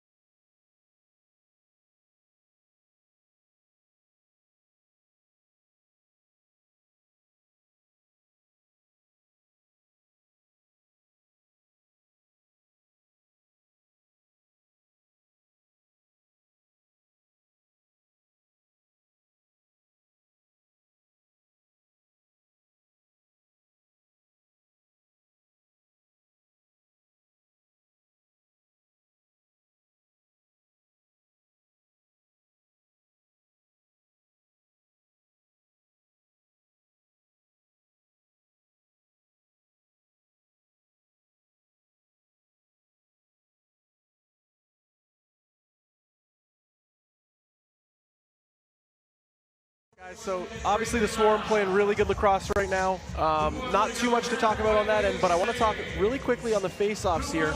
Watch both face-off men, for all the Fogos out there, all the kids growing up taking face-offs. Both of them watch the referee's whistle before they take the draw. None of them actually watch the ball. Everyone's looking to anticipate the referee blowing the ball in. So both face-off guys are going to watch the referee blow the whistle and then kind of watch for him to actually blow and go from there. So a quick little tip for all the face-off guys, watch both players. They're anticipating the draw. Thanks, Drew. As we get a face-off started in the fourth quarter, Jordan McIntosh has done an outstanding job tonight. Bob Schneider, who was activated today, taken advantage of. Basically, McIntosh and his teammates have been fantastic. If he hasn't won and clean, all the Swarm players have been around Brian to pick up the loose ball. Swarming, quite literally, and it was, I think, 14 of 18 at halftime, has continued on that path. And Stotts with the shot that goes over the net there, picked up by the Swarm, 9 left to shoot. And as you start the fourth quarter with a 9-goal lead, at what point in time do you start to milk possessions, Brian? Well, I saw at the end of the third. Oh, that ball actually snuck in. That ball did sneak in. It was definitely after the clock had expired. Yes. But that was very tricky how that ball got in. At the end of the third, when they were getting those resets, you saw Georgia start to take a breather after a couple of the resets and take 10 seconds off before they started playing. So I think that may have been the beginning of the process of eating some clock. 2 minutes delay of game. And the shot on net from Stotts is going to cost them 2 minutes. So they gave him a delay of game penalty.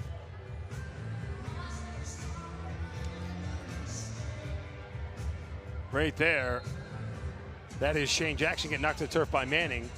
And the shot clock had expired, and you see Stotts pick it up and then throws it in the net. Yeah, I guess they must have blown the whistle. I didn't hear it.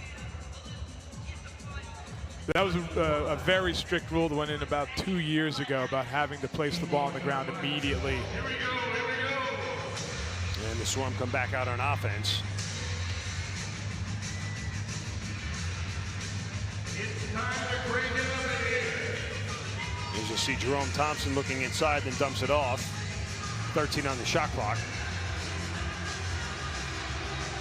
Fed in the middle of Jerome Thompson. Oh, and he misses the net. Paid the price for it as well as he got hit hard, but that was a golden scoring opportunity. Yeah, just a really wide pressure from Calgary all over the place, and Thompson was smart enough to backdoor.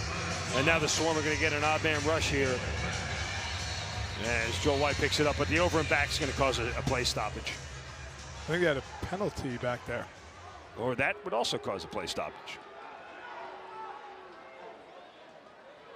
And we will wait for Ian Garrison to tell us what's going on.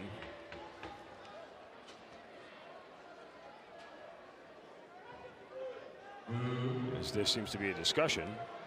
Not seems to be, there is a discussion. Calgary penalty, 2 minutes roughing.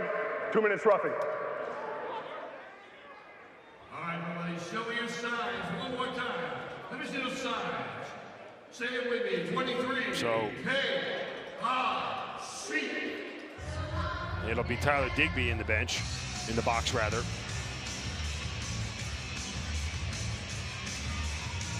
Little frustration from Calgary starting to come out. Understandable. They're down 9 goals to a team that they dominated last time they played. Yeah, and, we've seen this before from the Swarm, Brian.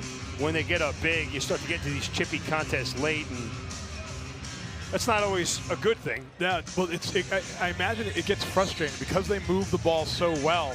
It's hard to get clean shots at people because the ball's always gone before you can get there. And we are now in 4-on-4 lacrosse, by the way. With Stotts in the box of the delay game, a shot and a score!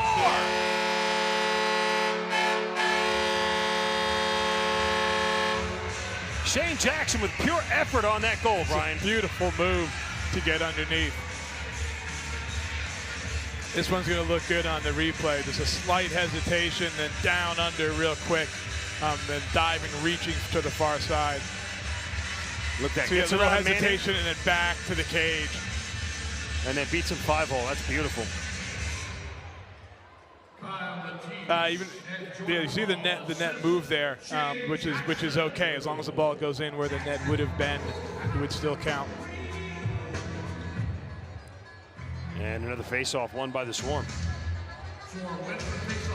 That's a really nice move by Shane Jackson. That kind of fake like he was going to fade to the corner just for a moment before he comes back hard underneath.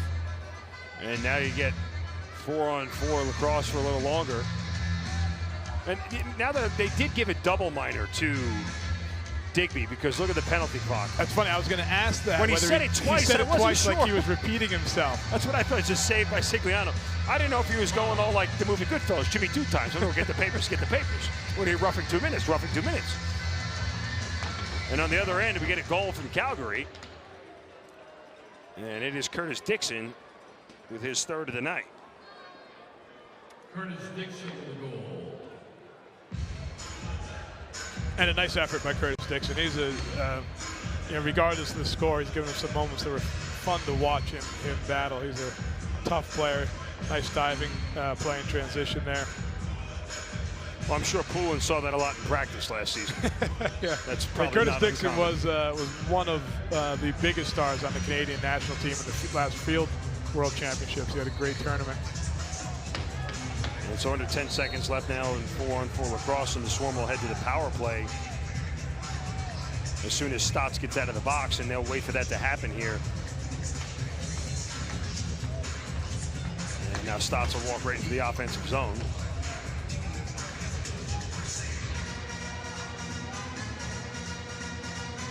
And we'll see how the Swarm set things up offensively. There's Stotts. Looking like he was going to shoot, pulls back, flips it behind his head to Lyle Thompson, and that shot was deflected wide.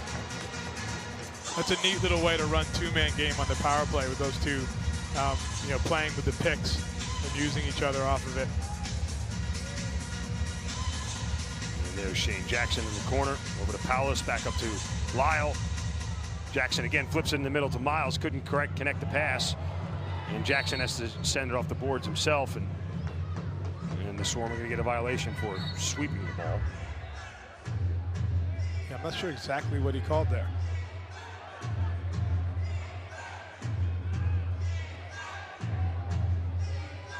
So it's a shorthanded offensive set. There is a Swarm player injured down here at the other end of the floor. And so we're 4-on-4. 4-on-4, and they're going to pull the goalie for Calgary. To get the 5-on-4. Yeah. And I can't see who it is because I can't see a jersey number. And unlike soccer, the other team's not going to throw the ball away to give you the chance. They're going to keep playing and try to score. And we'll see what happened here. And that is Miles Thompson. He's got a stick and an elbow up in his head there. Oh, and he also got his knee leg caught was back underneath. Yeah. I mean, he's moving both. He just moved both of his legs. So I would tend to think it's more of the stick up in his neck and head area.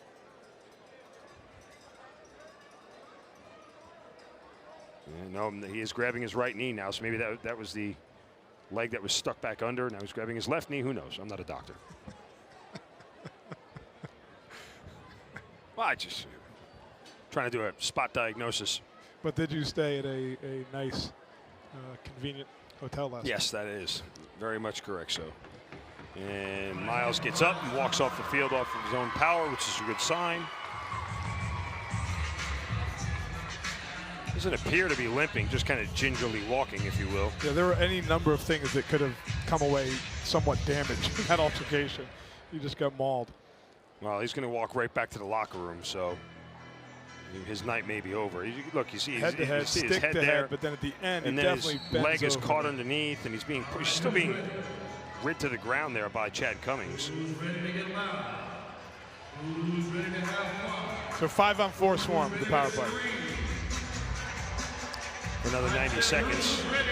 And Lyle Thompson hit the post.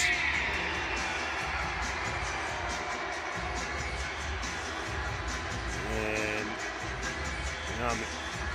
Matisse is the sub man for Miles here, as Lyle's shot is low and hard and goes off the boards. And Mitch Wild fighting for it. And finally Miles gets it back. As there's 8 left to shoot, Palace winds up in a save from Sigliano. Randy Stotts gets a loose ball, but gets it chucked up in the air. Kyle Matisse corrals it.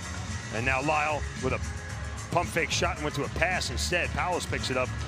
Probably should have shot that one. Yeah. I thought he was going to. And here's Stotts riding in, and then save from Sigliano, or hit off a defender rather. The shot clock did not reset. Matisse sends it over to Powers. 8 left to shoot. Over to Stotts in the corner, and the ball, I think, went through Sigliano's legs. Just across the mouth of the goal. Yeah.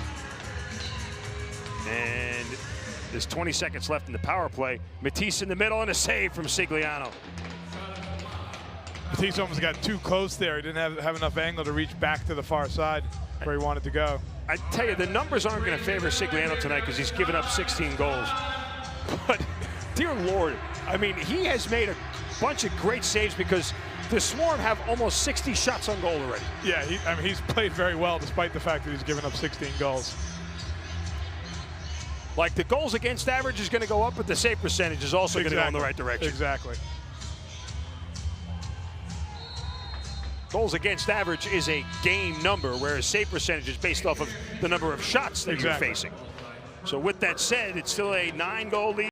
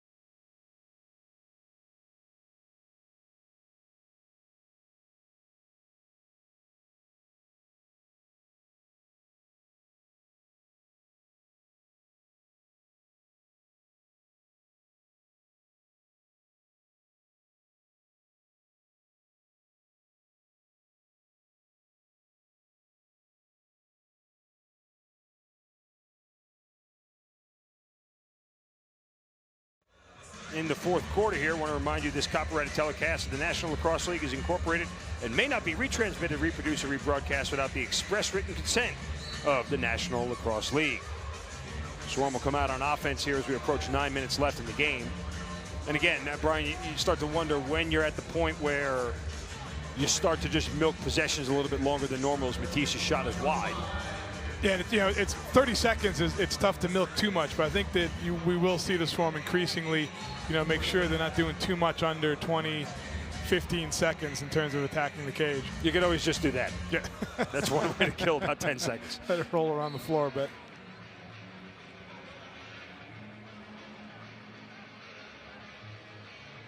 And here's Calgary on offense as Dobie's shot is deflected wide.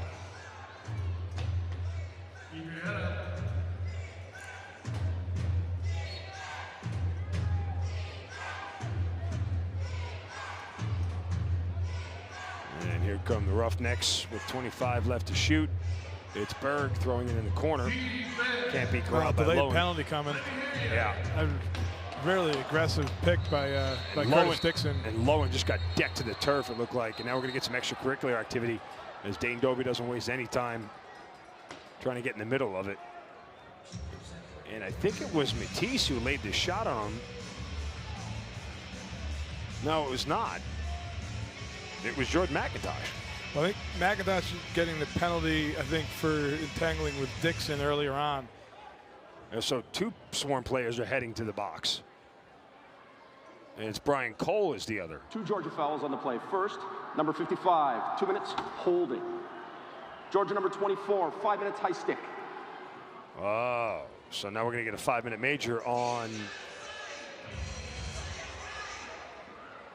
As you see the hold right there. Oh, right there. That was the high stick right there. Yeah, the check up to the chin. Yep. And McIntosh knew it. You see his head right there. He knew it as soon as he hit him. He wasn't trying to do it. It just one of those things that happens sometimes. So it'll be 5-on-3 lacrosse here. As Poulin picks up the loose ball, and that was fortuitous for Georgia. And Joel White will have to try to connect a long pass, and he cannot, just to get the ball over midfield. And now quickly, Calgary will have numbers. And Berg gets a back shot, is off the post. I'm sorry, that was Dobie with the shot off the post. That was sloppy execution and a 3-on-1 there by Calgary. Well, we talked about milking possessions. The Swarm will definitely do that now. Yeah. With only 3 guys on the floor. And you notice Calgary's leaving one down at the offensive end as well. And you mentioned that before. So obviously more room, better passing lanes and everything else. It's a Georgia playing with only 2 offensive players here. And Lyle Thompson with the shot that actually got on net. As over a minute's gone in the 2-minute minor to Brian Cole. And bad pass right there, picked up by the Swarm. They'll try to get a shorthanded opportunity as the ball's loose in the turf, and Joe White gets decked and knocked down, and a penalty is going to go on Calgary. And that's a good call right there, because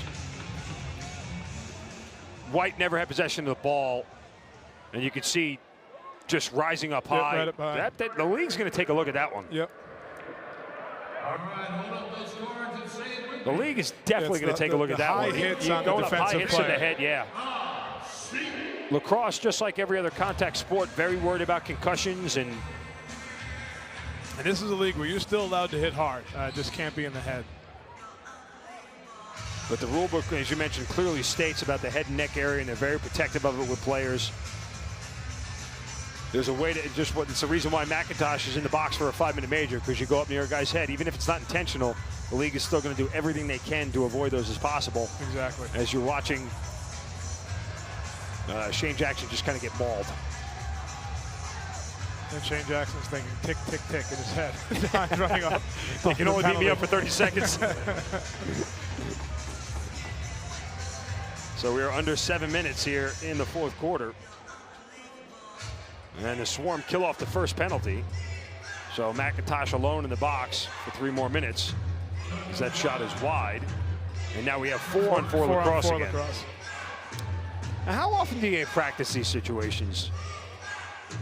The 4-on-4, not a lot. The 4-on-3, they have specific things for. The 4-on-4, you basically run your offense just knowing that you have a lot more space to operate in. And speaking of space to operate, well, Krepinski decides to pull up wisely and just say, hey, we can kill another 20 seconds here.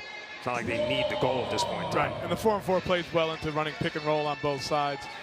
It's somewhat easier to actually run your offense often because there's one less defender to be engaged in the help game. 65 shots for the Georgia Swarm tonight. Make that 66. And most of them pretty good looks at the cage. Make that 67. Another penalty in Calgary. And again, we make that point because, you know, Frankie Sigliano it's not going to bode well for him, but it honestly could be a lot worse. Like, yeah, I mean this would be an average goaltender gives up 20 11, tonight. 2 minutes illegal cross check. And so it'll be Greg Harnett headed to the box for an illegal cross check. But again, as I was saying, an average goaltender, this would be a 20-7 game easily. This is one you can show the kids despite the score. I mean, the Swarm have basically put on offensive clinics at time in the offensive zone, just like they did there, and almost scored as Stotts takes a hard check from Carnegie. But the passing in that situation there is perfect, and it's a golden scoring opportunity. And that's some great back-checking defense right there. That is fantastic. And here at Georgia, you can see they're not in a rush, but they still got the 3 and 2 coming even this late. And here's Lyle Thompson with the shot and a save.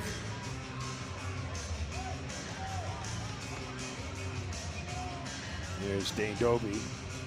Tries to flip in the middle of the wild. Ball's now loose in the turf and then shuffled over to John Rannigan.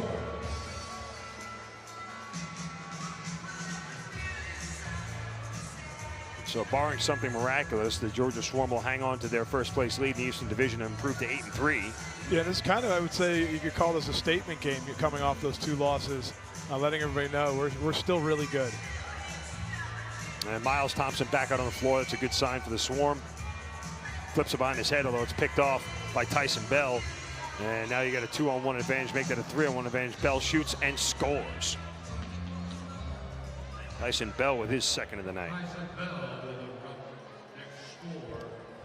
Well executed by Bell. But you use the speed to get out in front, then looks like he gave a little bit of an up fake and then just reaches around casually, just gets it around that right leg of Mike Poulin.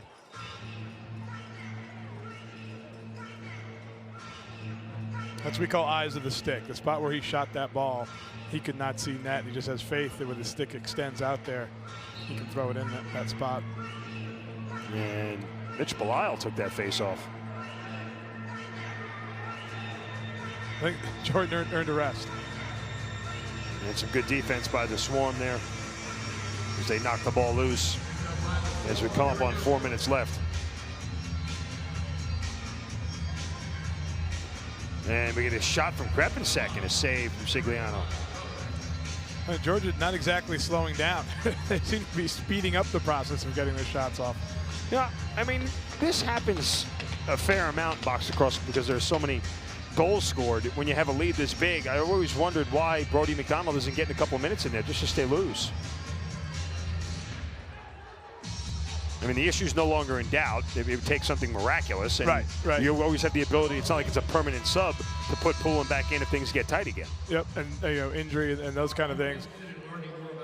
So 3:31 left in the Swarm with a commanding 16